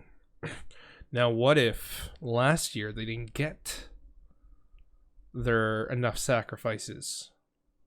Something happens. They couldn't get the amount needed to appease the... I think we should make this a small village. Like, small village of farmers. A small inn with like... that also acts like small 4 or 5 room inn that has like acts as the town's post office and kind of like basic general store. Like on one side it's the general store and on the other side it's like what they've made to be the tavern. And have maybe like 8 or 9 houses, like really 8 or 9 families, but they're all interconnected evil. This is good. I like this. I like this a lot. So did Gord Thulu have enough sacrifices last year? Because they could also boast the biggest pumpkin in the world. Like, have one of those signs outside their village. Biggest pumpkin in the world. It never decays. It just keeps growing. Because, I mean, having those... Can evil ever be satisfied? I don't think so. I don't think so. But maybe every year, for the past few years, they've been given the same amount, but it wants more. Oh.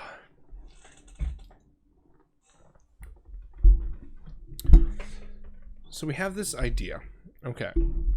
So the sinister secret. I like this. I like this. The whole town is evil. They're secretly the, like, feeding the evil pumpkin gods, or whatever it is. That can really be left open. So if a DM wants to use great old ones, devils, demons, you name it, they can have a lot of fun with that.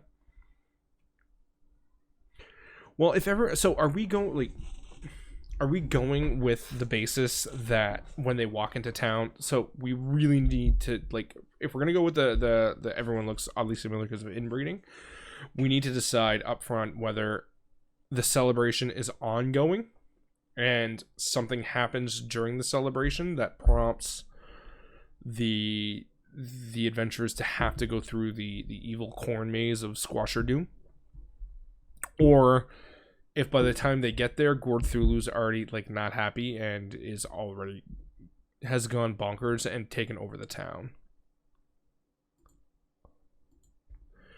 Well, if that would already be the adventure hook, because if this happens every year where there's a big pile of gold at the center of the corn maze and the first person to get through the corn maze gets in, so that would already be an attention drawer to begin with. Flyers, things like that. All of those could be kind of posted out beforehand. If it was a first time festival, then you'd have to have the townsfolk go out and find the people. But I think if this was like an annual thing already, I think just the big pile of gold yearly,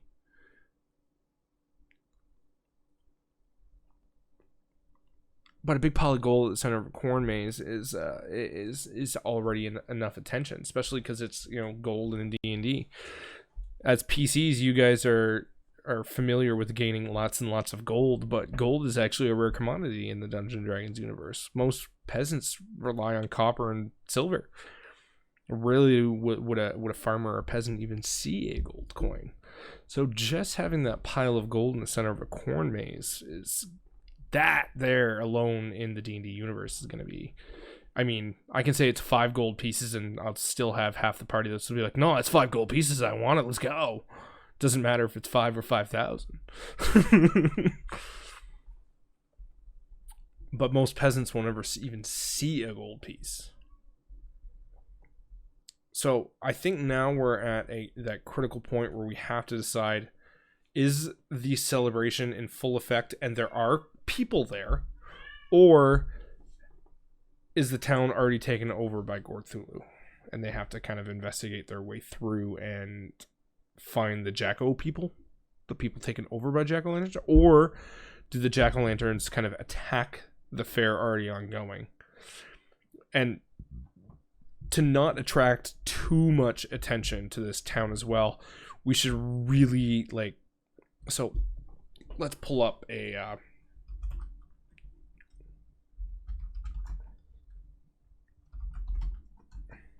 missing kids always draw too much attention, though. That's the issue. It's got to be missing adults for sacrifices. Because if an adult goes missing in the woods, they'll wait like a day or two before they start looking, and then they'll be like, oh, it's probably like a bear. But if a missing kid is in the woods, it takes 10 minutes and there's a search party out there.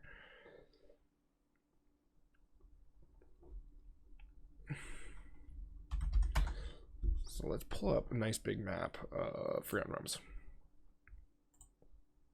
Of Faerun. Click all of the buttons. I want a high resolution map. So it would have, whoa, it's really high resolution. So it would have to be like right out, like, so what's the legend here? So like just that is 100 miles. Okay. So we got to be in the middle of like nowhere. Faerun, like, it needs to be more water.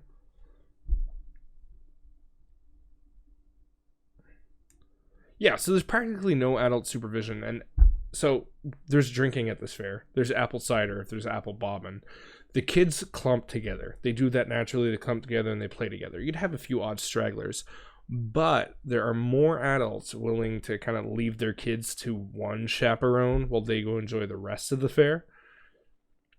So it wouldn't be abnormal if, you know, a wild animal would take them, or they just get drunk and land face first in a pond or something. That is more, that's enough to, now you're also relying on your party being kind-hearted and caring about missing people. But if you have the pile of gold and the missing people, I think that'll attract both sorts of PCs, player characters, so that would work. But I think missing kids is too much. Missing kids, you will definitely have one person being like, well, like, why isn't the guard, like, why is there not bigger military forces trying to figure out what's going on? There's missing kids, like, you know.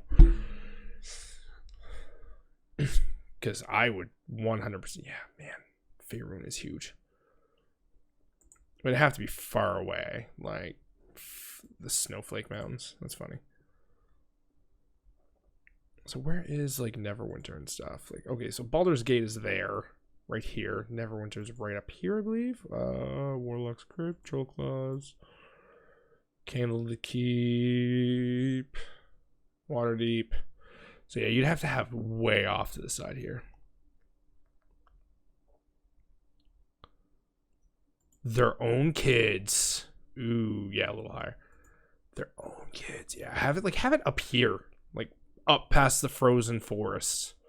It's cold, but they're kind of on their own. Like Waterdeep, Neverwinter, Candlekeep, Baldur's Gate, they're not going up there for missing kids. It's way too far. Middle of nowhere. Eberron would be easy to place too, and things like that. So some missing kids, but mostly adults.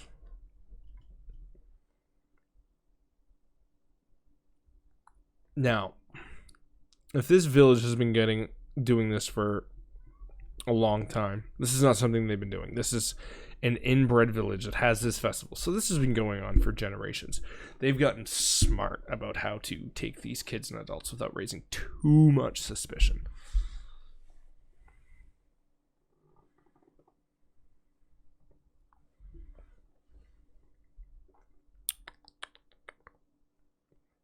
So we're going to run under the assumption that the fair is ongoing and has already attracted members of some communities around. And then a missing kid happens. Or no. Oh, what if the missing kids is a ruse to get the party to go in to the sacrificial area? This is quickly becoming a 2 to 3 shot adventure, but still going to be super fun. Because the actual missing of the children would arise quite the suspicion. But if it was a recent event, or a fabricated recent event, a family could easily hide their kids in their cellar and just say, stay here. And be like, my kids have gone missing. Put on the act, put on everything. This would also give the players to figure out that something's amiss with a well-placed insight check, if they so believe. But a proper DM, you know, a DM could definitely sell it with the faking of the crying going along with it.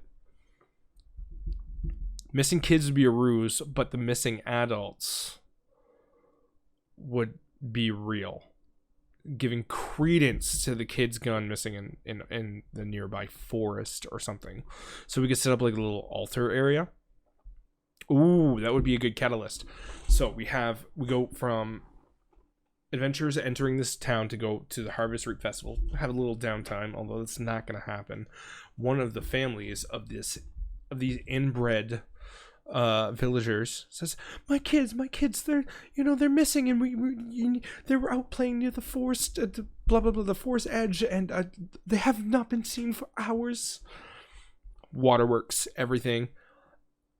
The player characters go investigate the forest, where there is an altar area with decorated with lit jack-o'-lanterns. That would be the source. I mean, they could just run away and just let the and just never solve the problem, but you know,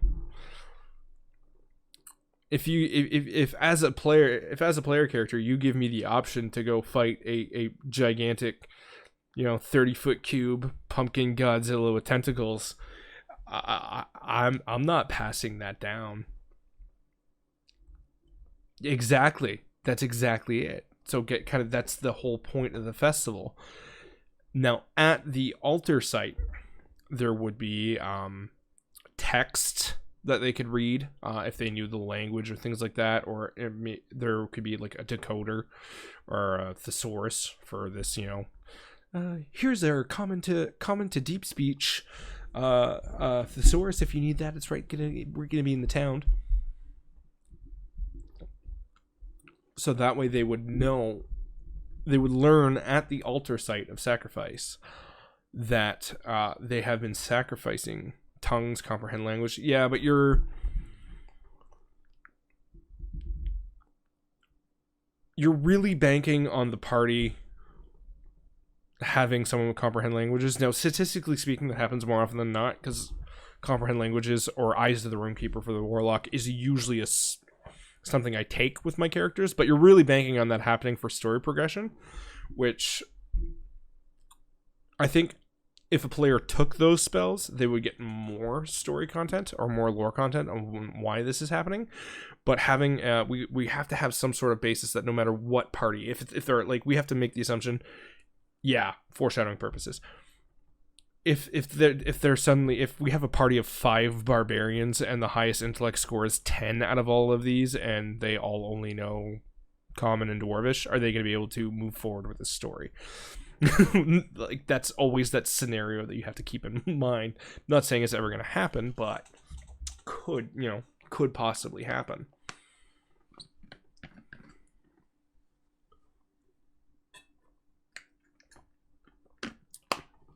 So,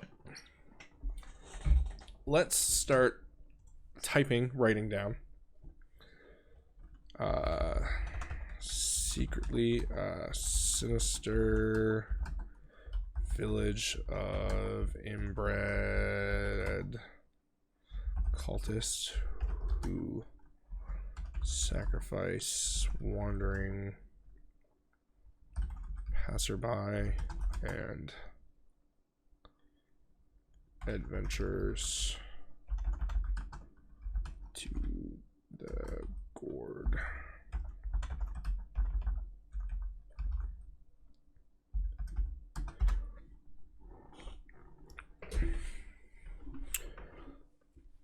So I like that a lot. So we have, okay, we're gonna have to write out the list of events here.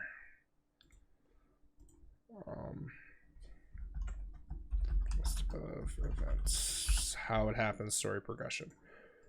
So, adventurers come to town.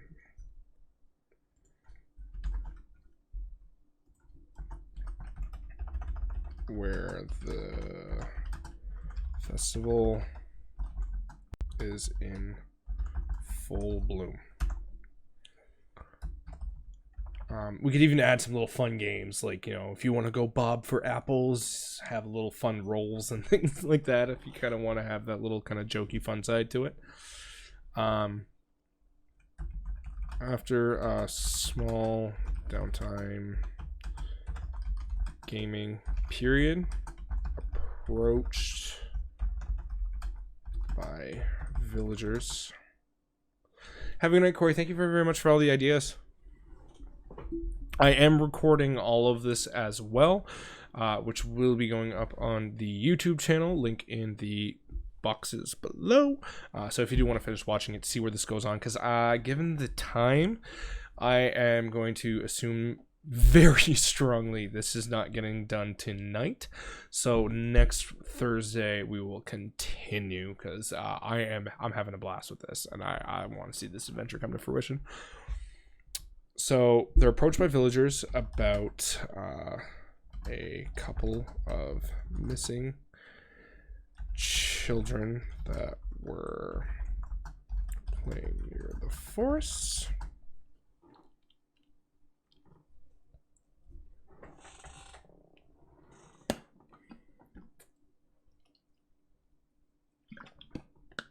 Oh, not even thirsty tonight. So, no missing kids. Village ruse to lure their sacrifices to the woods sacrifice area. Okay. So once they get to the sacrifice area, in the woods,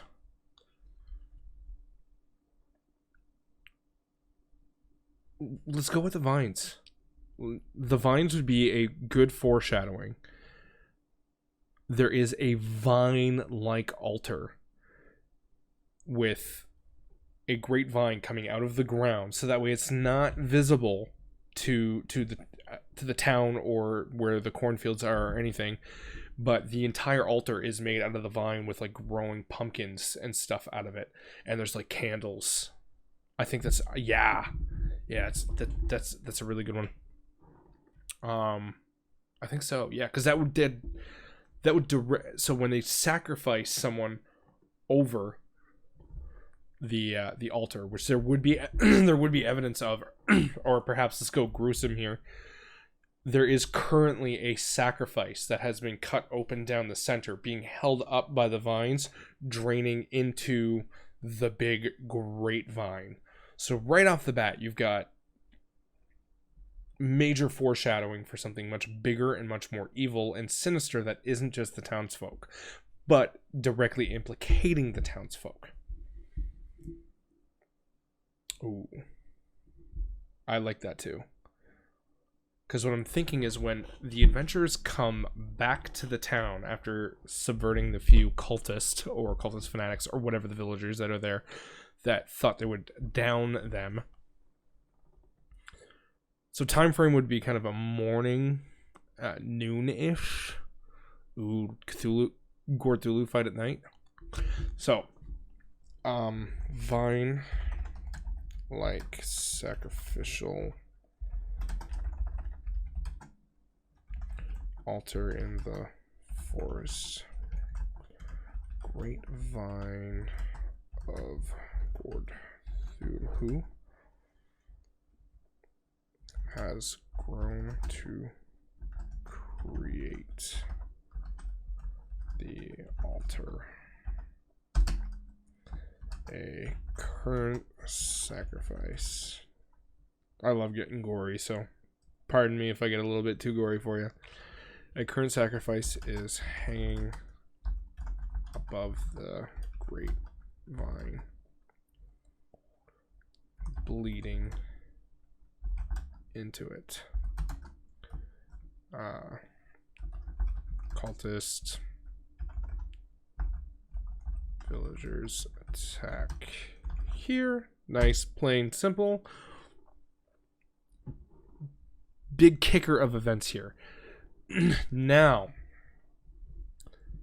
the players having stopped this sacrifice from finishing could be the catalyst to all hell breaking loose. So, we have the sacrifice that goes on. Give me a second here.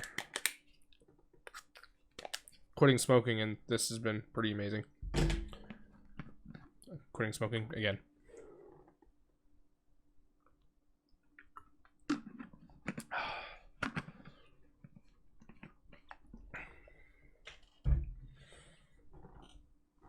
So, for stopping the sacrifice, because the guy's still living. Oh, yeah.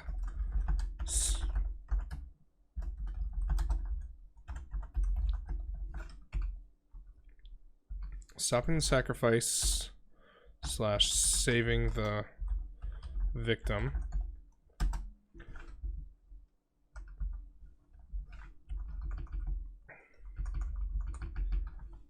will cause Gord Thulu to anger and attack the festival.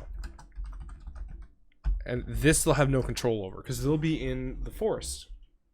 Near enough the festival where they could hear things going down, but by coming back, all hell's broken loose. So the jack-o'-lanterns that would be at the beginning of the village that they would see on the doorsteps and stuff like that, they're now gone.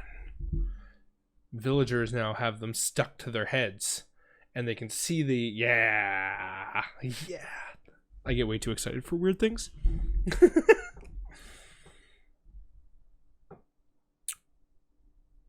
Oh, so that could totally work. That could totally work. Yep. And attack the festival. Returning to the festival village. The place is chaos. All the jack-o'-lanterns are gone, and the villagers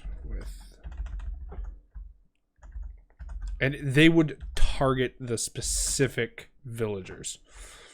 So for another piece of lore drop, I think if the players decide to search the houses for any survivors, they could find a couple of villagers who would have been less reluctant or more likely to be selfish and try and save themselves instead of trying to, like, you know, help. So they could find a couple of villagers in the cellar, and then that way they could divulge the information that's required to know that the great Gord Thulu is unpleased with the sacrifices or lack thereof, giving players motive, reason, and want. So there is now a pile of gold in the corn maze that is yet to be claimed, with a Gord Thulu at the center of it. So there's motive and reason for both Bleeding Heart, or kind characters, good characters, and selfish characters to go into the corn maze and adventure through. This is all coming together.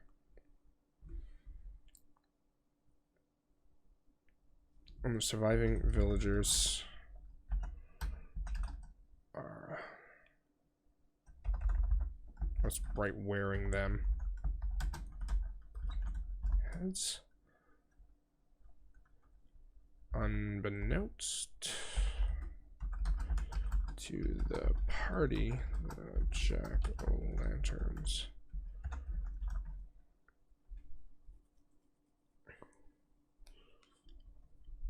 I'm writing that down.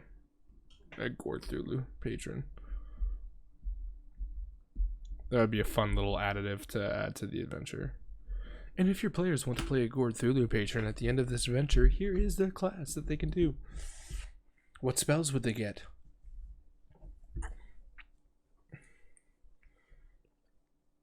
I'm kind of thinking, like, I'm not sure if you watched the movie Scary Stories to Tell in the Dark based upon the kids' book there, which, by the way, is a fantastic Halloween movie if you're looking for a good Halloween watch. That one, I kind of watched it as a joke just to kind of see what it would be like, and it was crazy well done. Crazy well done. But the story Harold, where the guy, the kid beats on the scarecrow, and he's walking through the cornfield at night, and he becomes, like, a scarecrow after getting stabbed by one. That scene was really, really cool. So, like, that would be, like... So a player could, like, huff and puff and become, like, waterlogged or something, getting resistance to fire damage, and his skin would turn orange. I don't know. Develop weird appendages. Okay. Back on the adventure track. See, this is what my brain just does. Have taken them as host angrily for the great Gord.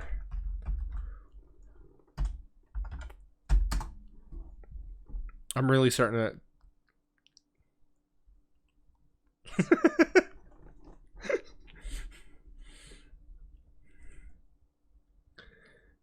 Oh, keep being distracting. It's fantastic. I love it. All of this kind of starts tying in and working its way around the possibilities of things that you can do, right? Okay. So here we're gonna have, that's four fights technically, but 3 traditional combats. So we have the villagers and the altars, the altar in the woods. We'll have the villagers when they come back, the jack-o'-lantern heads. So usable monsters here. So we got jack-o'-lantern villagers, and cult. We can just use the basic cult fanatics, cultist. So given how they are probably not going to be able to go Nova on Gord Thulu, being able to use, unless they don't use a single class ability or spell, because there will be no option for a long rest here.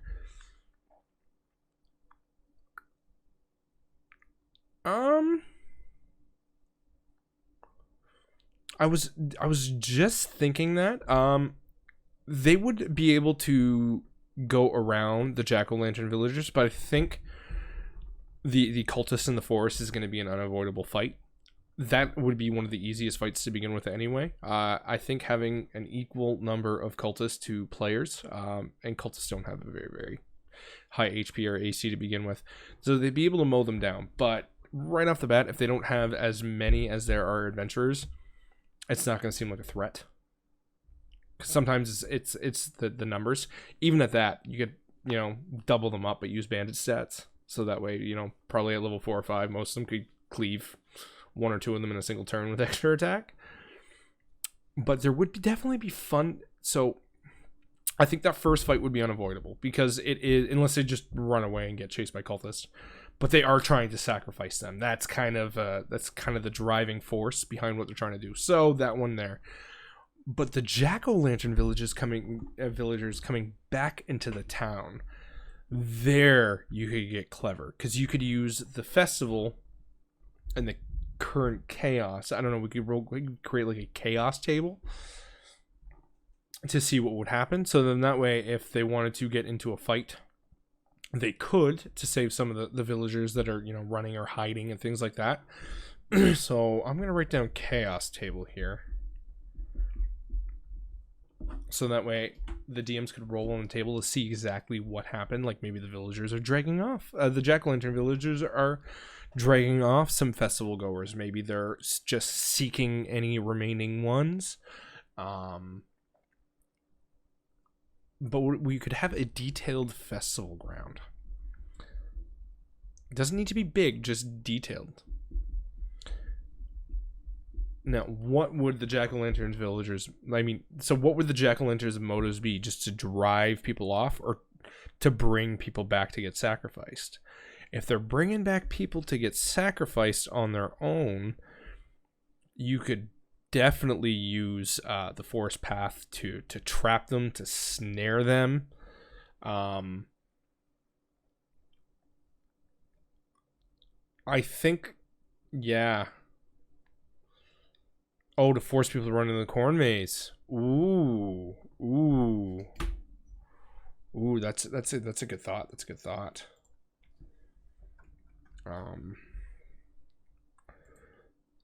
Because the adventuring party coming back from not being sacrificed, the jack-o'-lanterns wouldn't really know that. Their focus would be on whatever. So you have plenty of options for stealth, creative traps. You could drown and trap. I'm thinking like, so you got bobbing for apples. You could totally just, maybe sink one in and have them, at this point, they'd realize that the villagers are kind of cultists anyway. So, I'm also thinking like a dunk tank. You could totally have a dunk tank. But I'm thinking a detailed festival ground with a lot of environmental, maybe boons and curses, because it depends on who uses what. But I think that way that would be that would really get people to use their creative muscle on subverting those types of fights. Or maybe they don't want to kill the jack-o'-lantern villagers and try and save them, but remove the jack-o'-lanterns. At that point, I don't think I'd write a way for that to happen, but let the players be creative on how they trap them or lock them into places. Having a detailed map of the village as well would be another one. So what I'm planning on doing that, because it's just what I do. Because you could trap them in cellars. You could trap them in barns.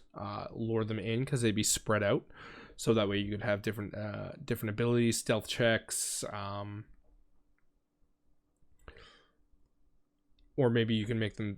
You could goat them on, thinking that you're afraid. Oh, a pie stall.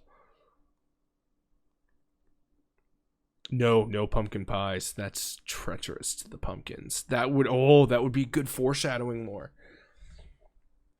That would be festival.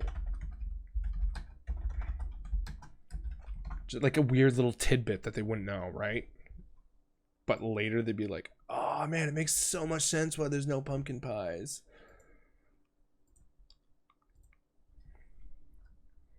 Festival ideas. Pie stand. No pumpkin.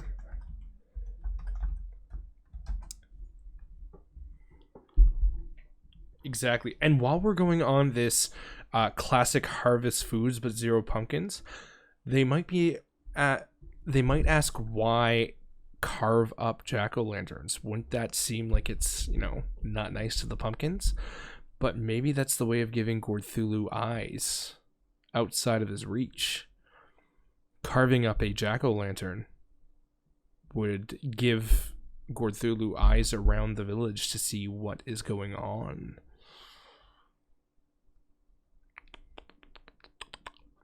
Giving reason for why there's jack-o'-lanterns, number one, because if we're going this route, which we definitely are, yeah, okay.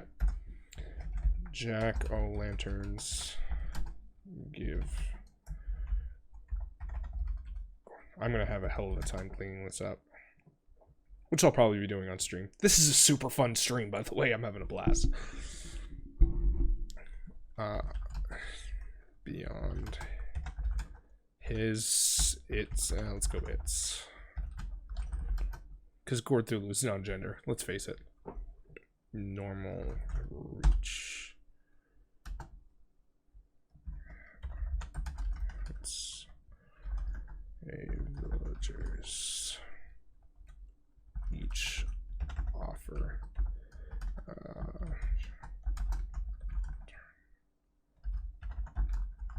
and it's like his little weird way of spying on his villagers as well, so that way he knows what's going on in his town. And if jack-o'-lanterns aren't carved, giving him eyes and that control, he can get angry that way.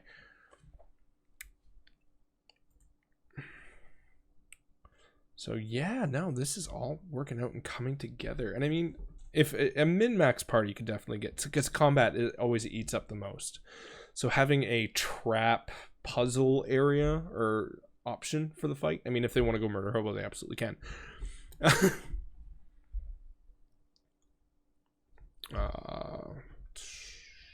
Where am I here? Bobbing for apples. Dunk tank.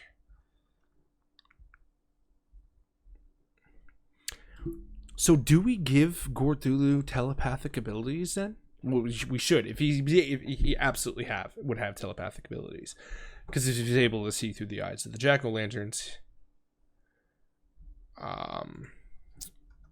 Yeah. So we're gonna give him the eyes of the jack-o'-lantern ability here. Eyes of the jack-o'-lantern.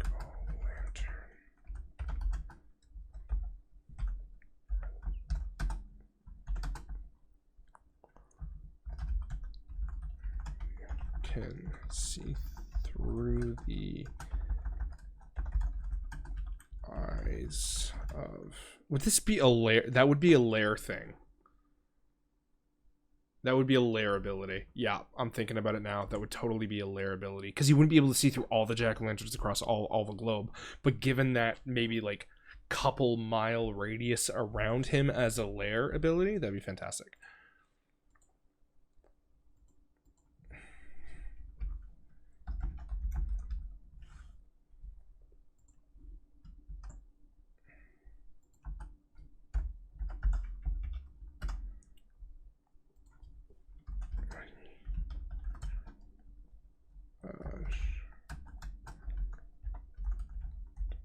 What is like what's the standard?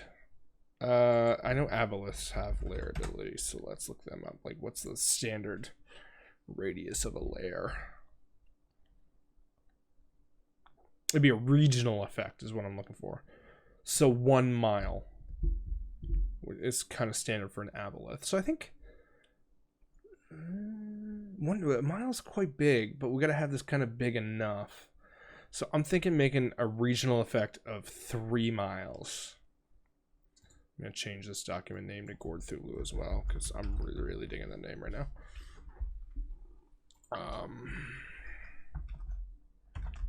Regional effect.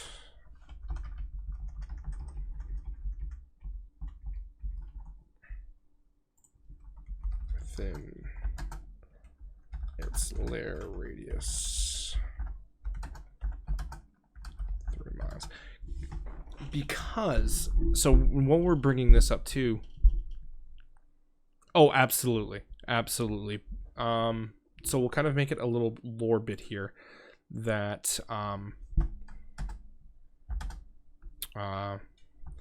it's the only pumpkin patch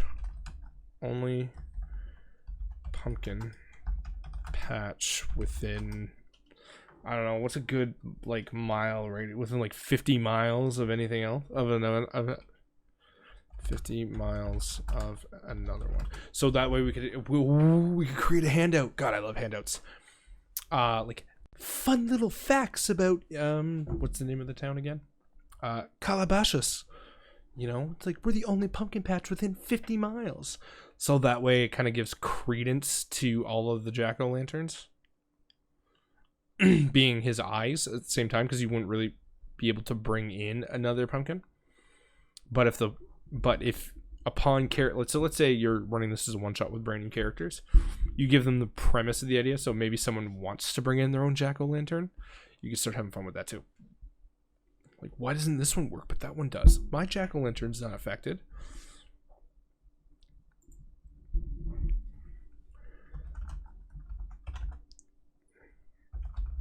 Original pumpkin must be from its patch. Okay. So encounter 1 is basically going to be a straight up fight. If there are creative means around it, the players will find it. DM should reward that anyway, as they do with any basic combat encounter.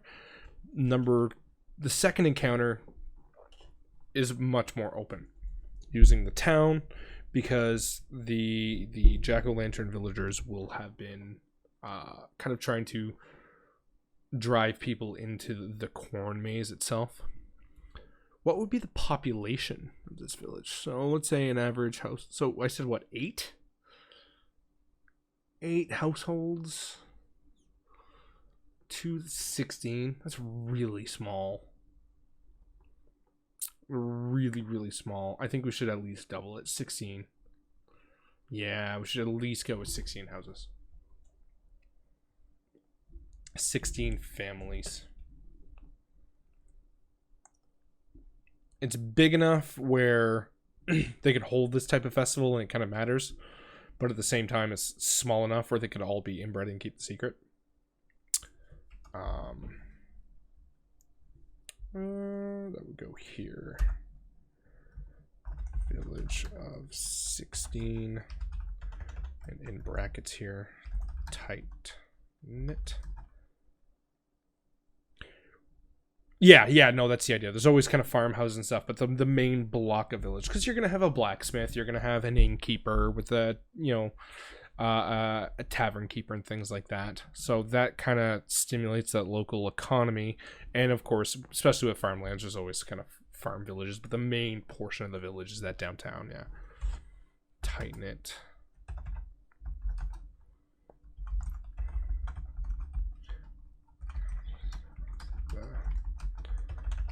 Downtown.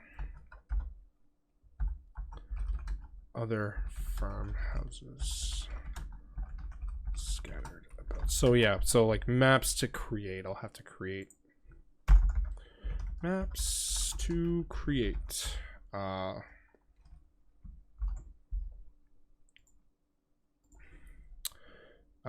Village.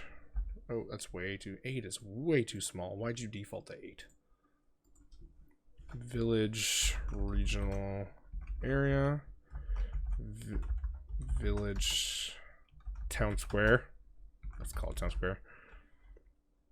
Plus festival grounds. Corn maize plus variance.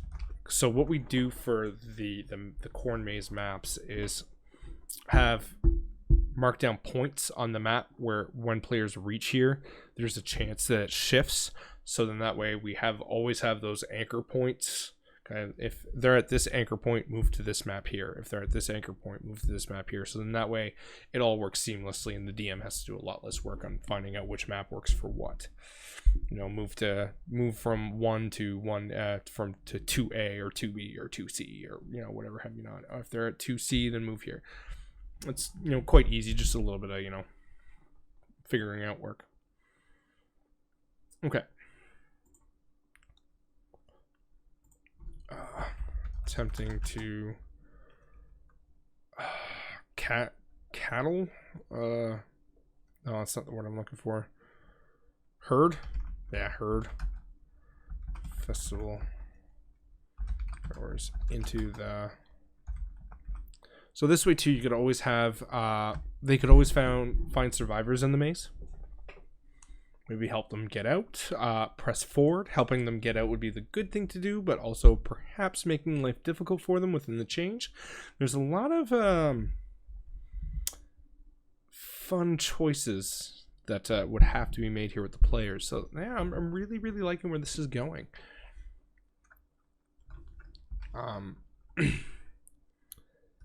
If the players decide to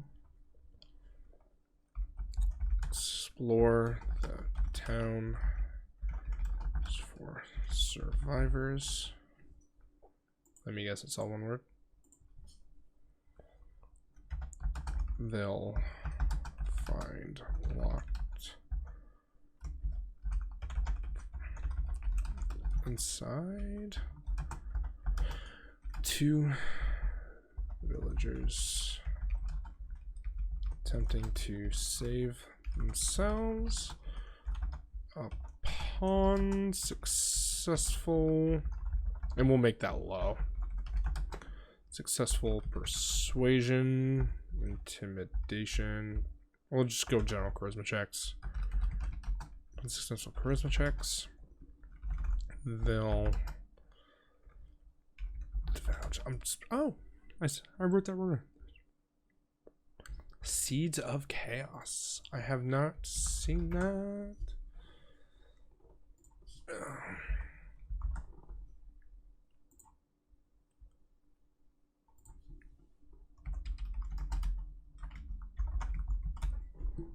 I'll probably end up creating my own map. So is it the 2E saga or this one here?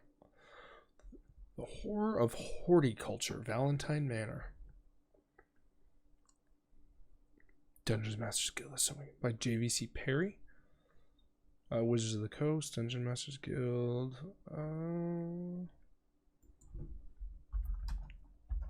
Let's just look up JVC Perry. No matches found. Oh, the second one?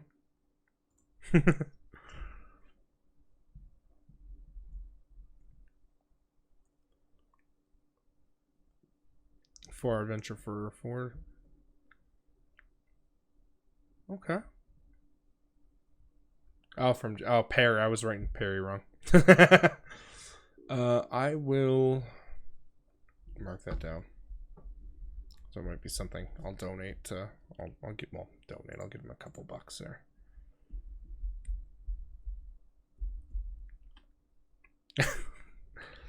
Seeds of Chaos, DM's Guild. I'll give him a buck or two and look into it. I usually like paying for things like that if I can. Support content creators.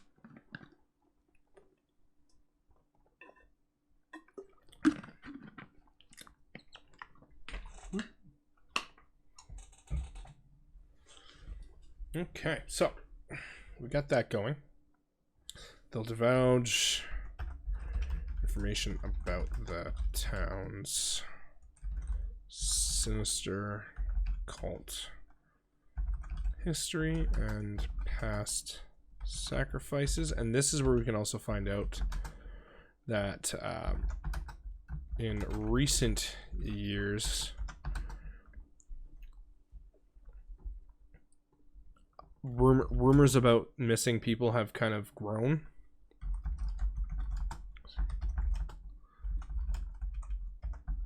To grow and begin to spread.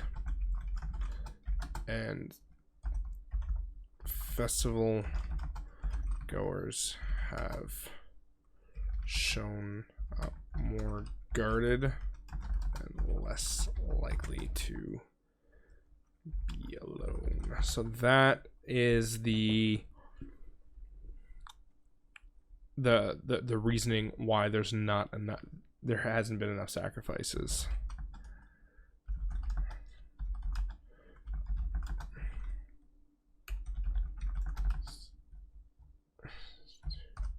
I'm just gonna call it Jehu in short for quick notes.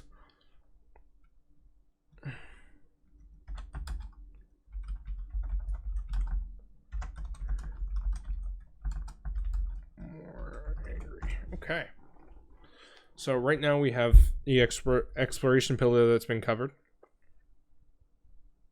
The forest is going to be a fun one. The town, being able to use that as well, use the environment as you have, and then adding the corn maze into the exploration pillar is going to be fantastic. We have the social pillar covered with the festival goers, the possible villagers, so that way they can interact and role play some, both good and bad. Like, I just put this in my nose. And it's healing, and it has not been a fun healing process, but it's almost done.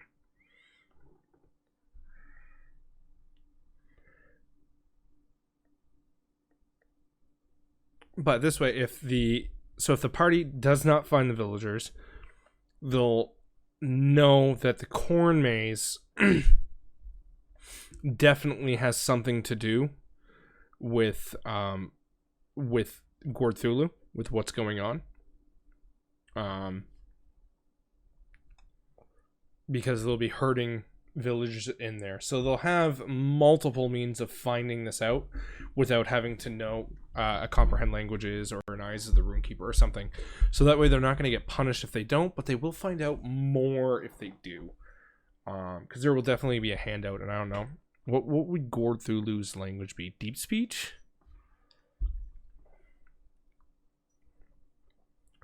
Huh.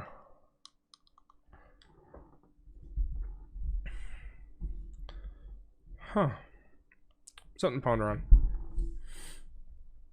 I kind of like the idea of deep speech. Who else? Like what? Mind flayers would definitely have telepathic abilities. What is listed here? Yeah, deep speech is Old One's language. But would this kind of be like a manifestation of Old One magic in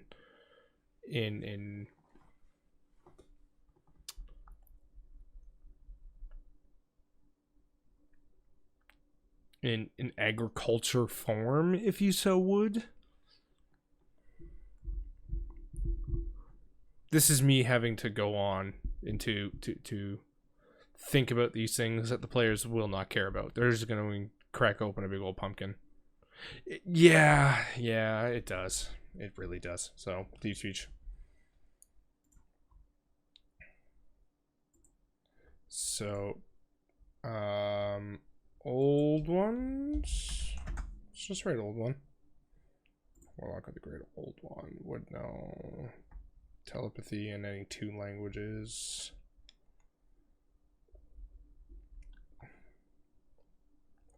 Yeah, let's just work with that. Oh, what is it? Yeah, that's what I'm looking for. What's another monster of the old ones? Star Spawn. Oh, I need to find out if it's an aberration or a... Star Spawn are aberration. So we're going to go with aberration. We're going to move that. Aberration. Languages. Deep speech. It would definitely know common from the villagers, having learned it, and it would have telepathy.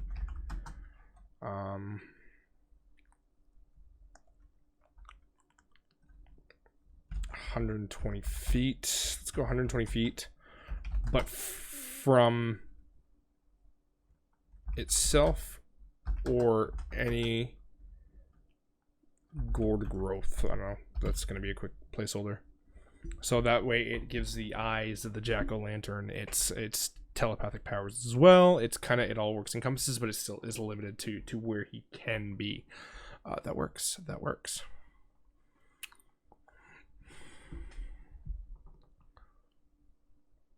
So then after that, number 7, we would have the entering of the shifting. I'm gonna write rose red, like, just so I know. Corn maze.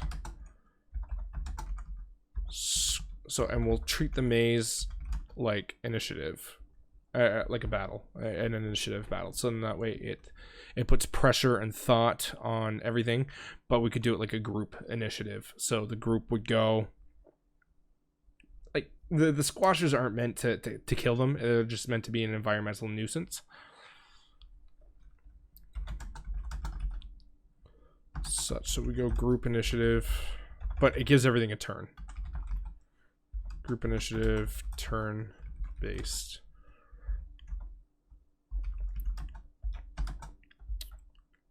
I don't know, but if we're gonna drag people off and split the party.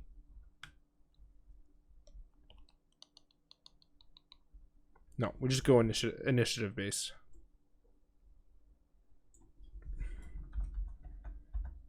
Initiative based, but the group has option to use all movement together. I think that'd be a fun little additive, so that way if they decide to move forward as a group, it's not just, okay, I go here, okay, I go here, okay, I go here, okay, I go here. Everyone can be like, no, we're all moving together, so that way if they are all together, or if the party's split, they can both choose to kind of use their movement together. But if anyone wants to use an individual action, reaction, bonus action, that would, plus the squashers would I mean, being easy to kill, or after being yeeted at a player, they'll have very, very low HP. So I mean, basically any cantrip or dagger attack will be able to kill them at the end of it, providing a nuisance, but also a fun combat and fun odd combat encounter.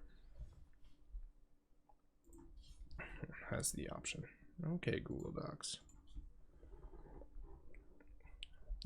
I'm falling in love with this adventure so hard. Like, I'm actually kind of sad that I'm not going to be able to be a player in it, because I'll have created it and not know and know everything about it.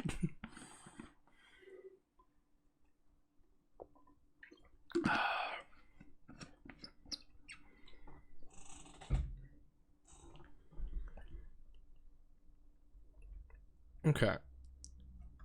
So then after that is the entering of the pumpkin patch itself. Oh, absolutely. I get the DM spin on things. It's the same. Like I've been a player in a couple of Storm King Sunder. I've never been able to finish it, and each one has been different. But the thing is like with written modules, is the big events, they're all the same. So like with the second time that I was in Storm King Thunder, I was like, look, there's going to be X amount of this that I already know. So if you see me being quiet, and because I'm usually surprised, the outspoken one in the group, if you see me being quiet when certain events are happening, don't push me to talk. It's because I already know and I don't want to ruin it for the rest of them. Which is, that's way more fair to the party. Instead of, no, let's just do this. That's not fun. So, you always know. The end goal is fighting Gord Thulu. I know, even with the DM spin. But, now we have the entering of the pumpkin patch itself. What if Gord Thulu attempts to get the players to join him through the telepathy that we've given him? Might have some players turn on one another on a one-shot. That's always more bound to happen than if it's a long campaign. Basically, any one-shot I've ever run for any group, just to have a filler night because we need it, where they're brand new characters and they know they're only playing them that one night, I always have at least one PC that's willing to kill the rest of them. Just for craps and giggles. Every time. So let's give them the option. Jihu will tell. Oh man, I can't spell tonight. Yay, Google Docs. Players and offer them powers and riches to bring it sacrifices so it can continue to grow. Again, offering moral dilemma, especially because like if it's a long-term campaign, most of the players tend to be a little bit more kinder to each other because they know they're going to have to live with this for a long time. So being kind of selfish and evil in a long-term group, most players won't really spin it that way. But one-shots, that's bound to attract a couple just to say screw it and have fun.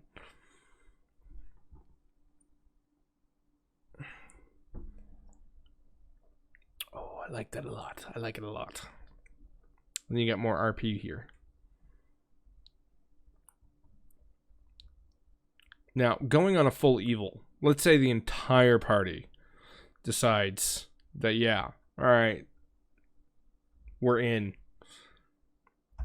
We still need a final combat encounter. So, what we'll do, they'll have to go out. And let's say Neverwinter or Waterdeep actually had sent guards to shut down the festival. They had heard what's happening, but the guards got there late. They have to drag those guards to Gord Thulu. Let's say they want to go full evil.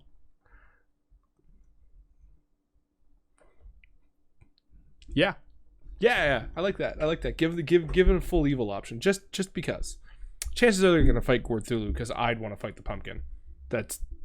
Yeah, I want to fight the big old pumpkin. But giving them the evil option. So we're going to do this with an asterisk. Evil option.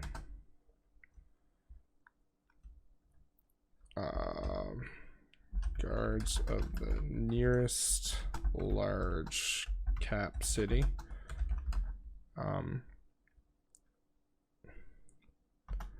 Appear the town's edge, and Jihu demands they be brought to him for sacrifice. Well, that's exactly it. If I'm giving them a full evil option, I gotta have a full evil ending. So at this point, we just give them like a champion or a general or something, like, a warlord to fight. That's one of the cat and a bunch of bunch of decently buff guards. Of course, if they're going the full evil option, this is where you make it super tough. Get like if the players go full evil, I don't feel bad for a TPK.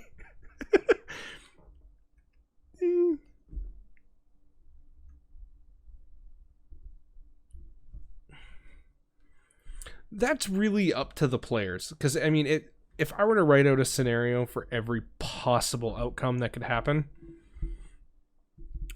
I'd be here for a millennia and I still wouldn't even cover them all. But at least having a general here, you know, go to here, C line here. So evil option is there, and good option defeat Jihu. But just like, all right, so I think it would just suck. Like, oh, you come to face with this big bad, and he has convinced you. Get like thrown a couple of magic items in there that they might, you know, like an artifact. Oh yeah, totally. Give him some lore. Give him some weird lore option. Because given how this is going, I could totally see a series of Halloween-based one-shots that could all be interconnected. So that way when the players come back for, you know, Gord Hulu 2, they could, at this point of the night, I'm just butchering the name like crazy. They'd have a little bit more basis on it, so you could really start delving into the evil pumpkin universe that we're currently creating here, because that's what we do.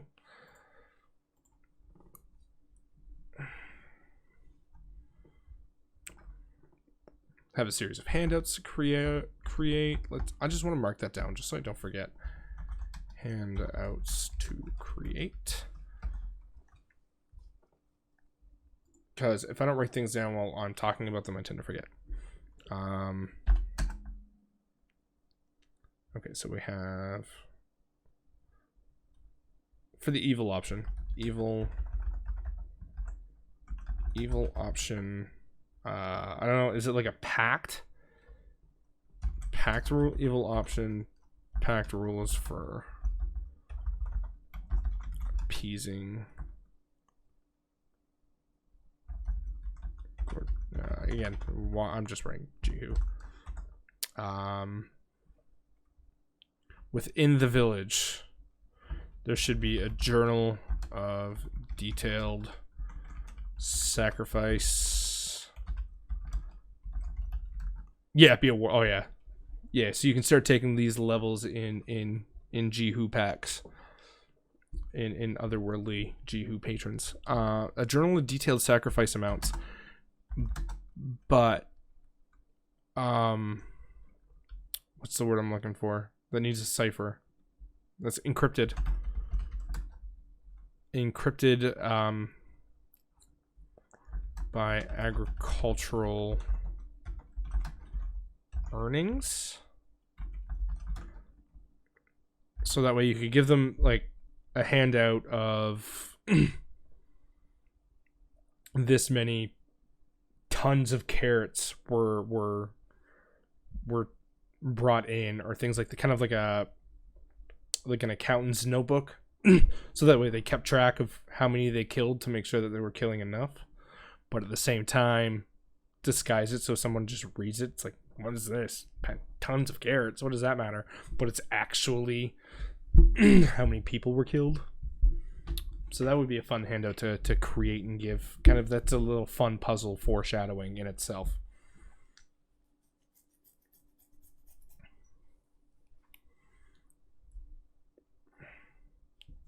There'd definitely be an evil dagger involved. Definitely an evil dagger involved. But if they take the evil option. So we have that. We have that. Ground activities. What if an evil carving knife? Yeah. What if one of the ways to try and lure... Because how would they... So they get the festival to try and lure people to them, but they have to try and also get people to go solo. what would be the solo activity that would get people to kind of go out alone into the woods? Shiniest apple picking contests.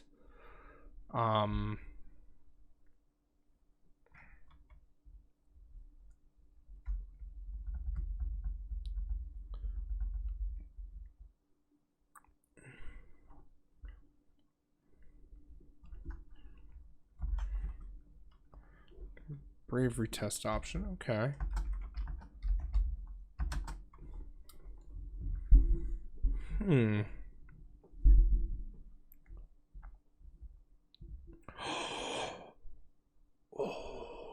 What about a haunted trail in the forest? Get people, so people will go in as a group. They decorate it and like dress up as ghosts and try and scare people as like a bravery test. Yeah, they tell you a spooky story. Oh yeah. And it's to create test option, haunted trail. Not ride, haunted trail, like forest walkthrough. So you'd have to get through the it'd be like a loop, but not everybody makes it through. Like the one that would go in alone. And of course you'd preface it with you know, there's been bears for it, like, you know, located out in the woods and stuff before too. But I think the spooky story would be better. Haunted spooky forest story. So that would definitely be a handout or something that you would like RP. You could choose. Actually, that'd be something fun to RP. So you have, when the players are walking into the festival ground, there is there's the entrance that's like, you know, made of like shabby wood and is just like a 5 foot by like 6 foot like wooden thing that leads into the woods. Can you make it through? And you'd have a haunted spooky forest story about the lady or the murderer of ancient days with a hook for a hand. And if you're out alone in the woods, and that way if you can make it through, like you could wager, what if you could wager gold? Oh, then the players are going to want to do it. If you can wager gold on something, the players are going to want to do it and go through it. Yeah, that sounds fun. But they'd be too many, so they wouldn't be taken. The point of the haunted path bravery test is to go alone. And we've already determined that they're going to lure... What if the kids decide to go on the haunted path by themselves?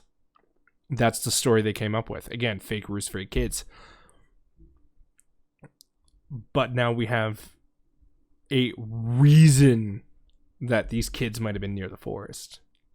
And we have an activity that they can do. They could go through the haunted forest, but we play it off like it's all like one big joke by the villagers that are just trying to scare them in like dumb makeup and like wearing a white sheet over your head with eyes cut out. And, like, ooh, and the players aren't afraid at all. But then after that, when they get back from that, they enjoy some other activities. Yeah, that way you have like a hell. Yeah. Into the haunted path. We're going to call it a ride just for lack of a better word right now. Leading into the haunted path ride.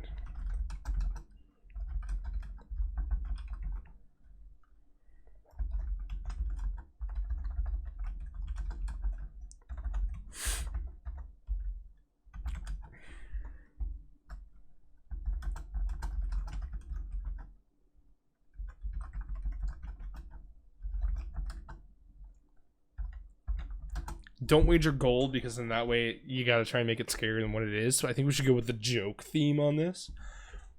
but adding that spooky story to it of like, you know, the killer in the woods with a hook would definitely be good preface to all of this. And you would get these locals that dare each other to go alone. Like, you know, I'll go in like 2 or 3 minutes after you. I'll be right behind you. And you have like these little moments. So that way you kind of build that weird thing. But it's a reason for kids to go out into the woods by themselves. Supposed adult supervision. And you could definitely get adults in there by themselves to just never come out. And through the group of festival goers that go in, this is coming together. This is coming together nice. And literally, when I started tonight, I had thought some stuff, but I literally just had that picture planned. I was like, we'll see what comes up.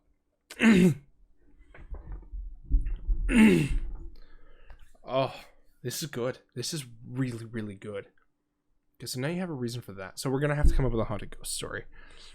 I don't want to say the necromancer, because it's so overplayed. It's just going to be a normal guy that just drowned a bunch of puppies or something. Just something to make you want to hate that guy in this story.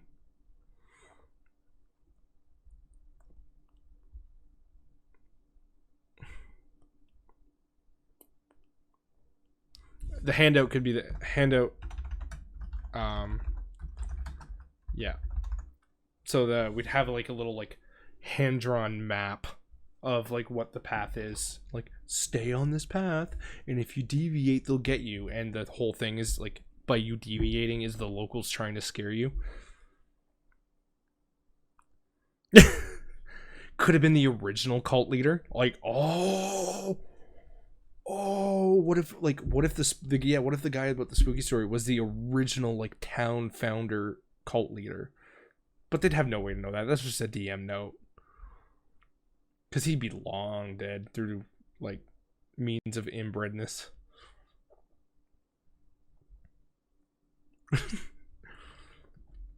But no, that's a really, really good activity that the players could partake in if they want. Giving lore bits, but at the same time giving the premise of why the kids would be out alone in the woods anyway, to be missing, even though the kids missing was all fake news anyway. So we have a lot of good twists and turns here. We have a very good list of events. We have a good list of outcomes. When I do these weird one-shots, like, so last year we did a Halloween one-shot that I had in mind.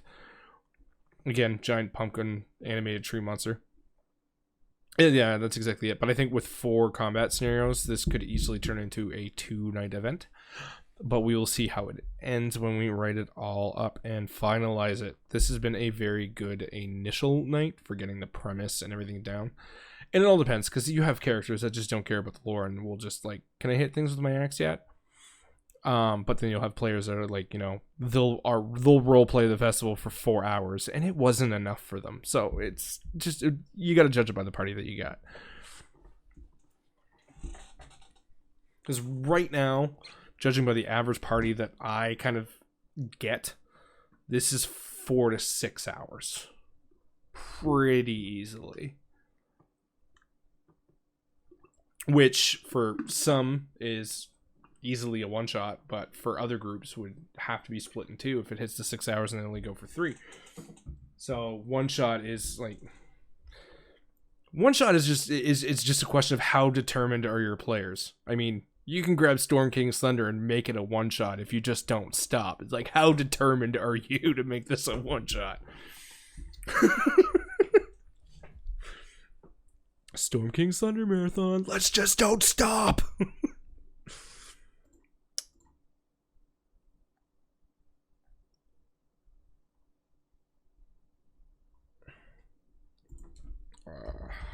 Haunted trail hike. Haunted trail hike.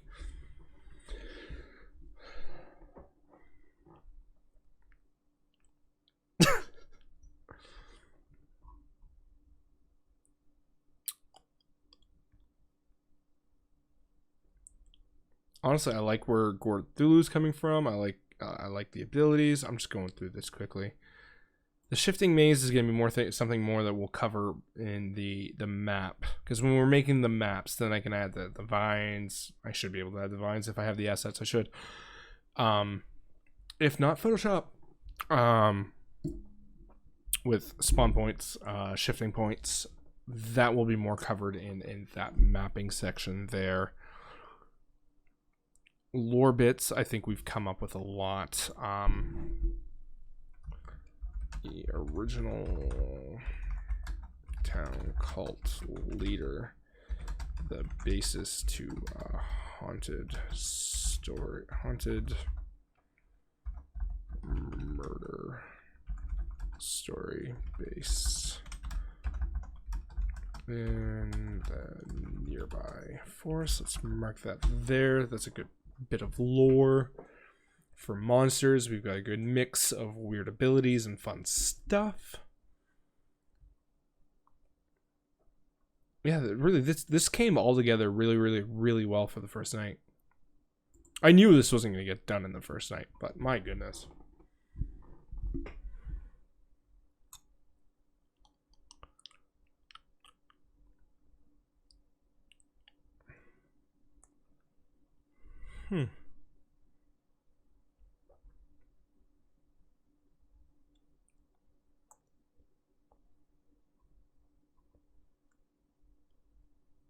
At this point, I think I'm gonna call it here.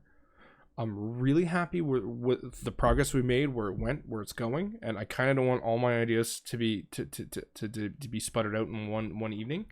I think based upon this, we could have a lot more fun creation next week. So I'm thinking next Thursday we're gonna do the same thing. We're gonna keep elaborating on this. Probably some more map making, some monster stats, and really fleshing out kind of how the adventure would proceed. Writing up the lore bits a little bit more. This is really weird for me using a Google Doc. I tend to use OneNote for all of my campaign notes and campaign creation because I like the tabs. I like the way it works a lot better. Everything's a lot more organized. But Streamlabs does not want to pick up OneNote. It doesn't want to record it. It doesn't like it at all. So here we are with Google Docs. I will be creating the final product as well in a very nice PDF. That will be available to any and all patrons on my Patreon in the description box below. And if you do feel like supporting me and seeing more type of content like this, you're a big fan. I like G-Docs as well. I just don't like them for adventures.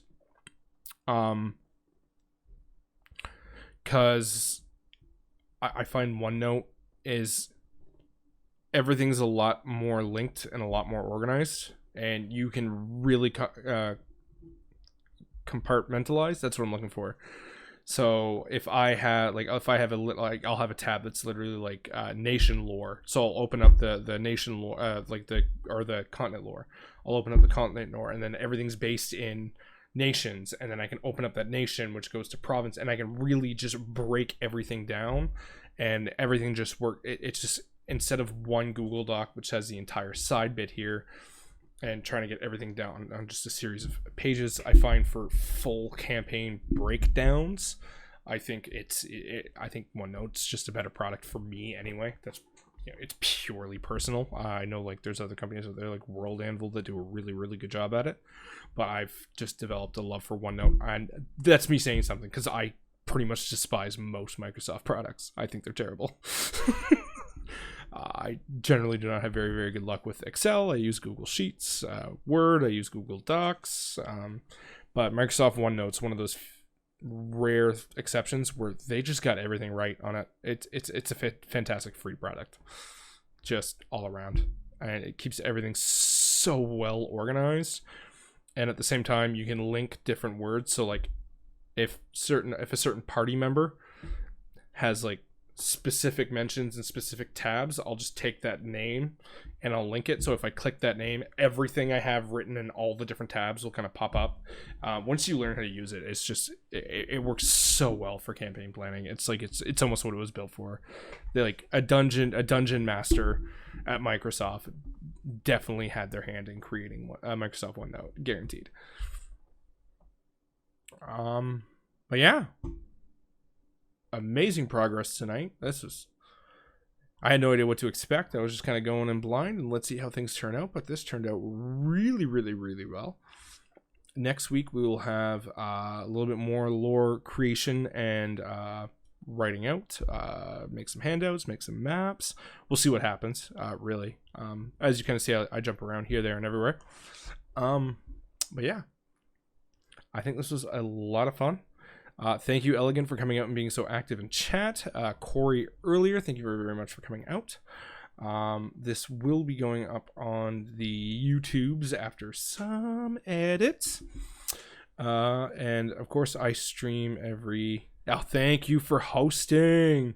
So of course I stream every Wednesday, Thursday, and Saturday at 7 p.m. Eastern.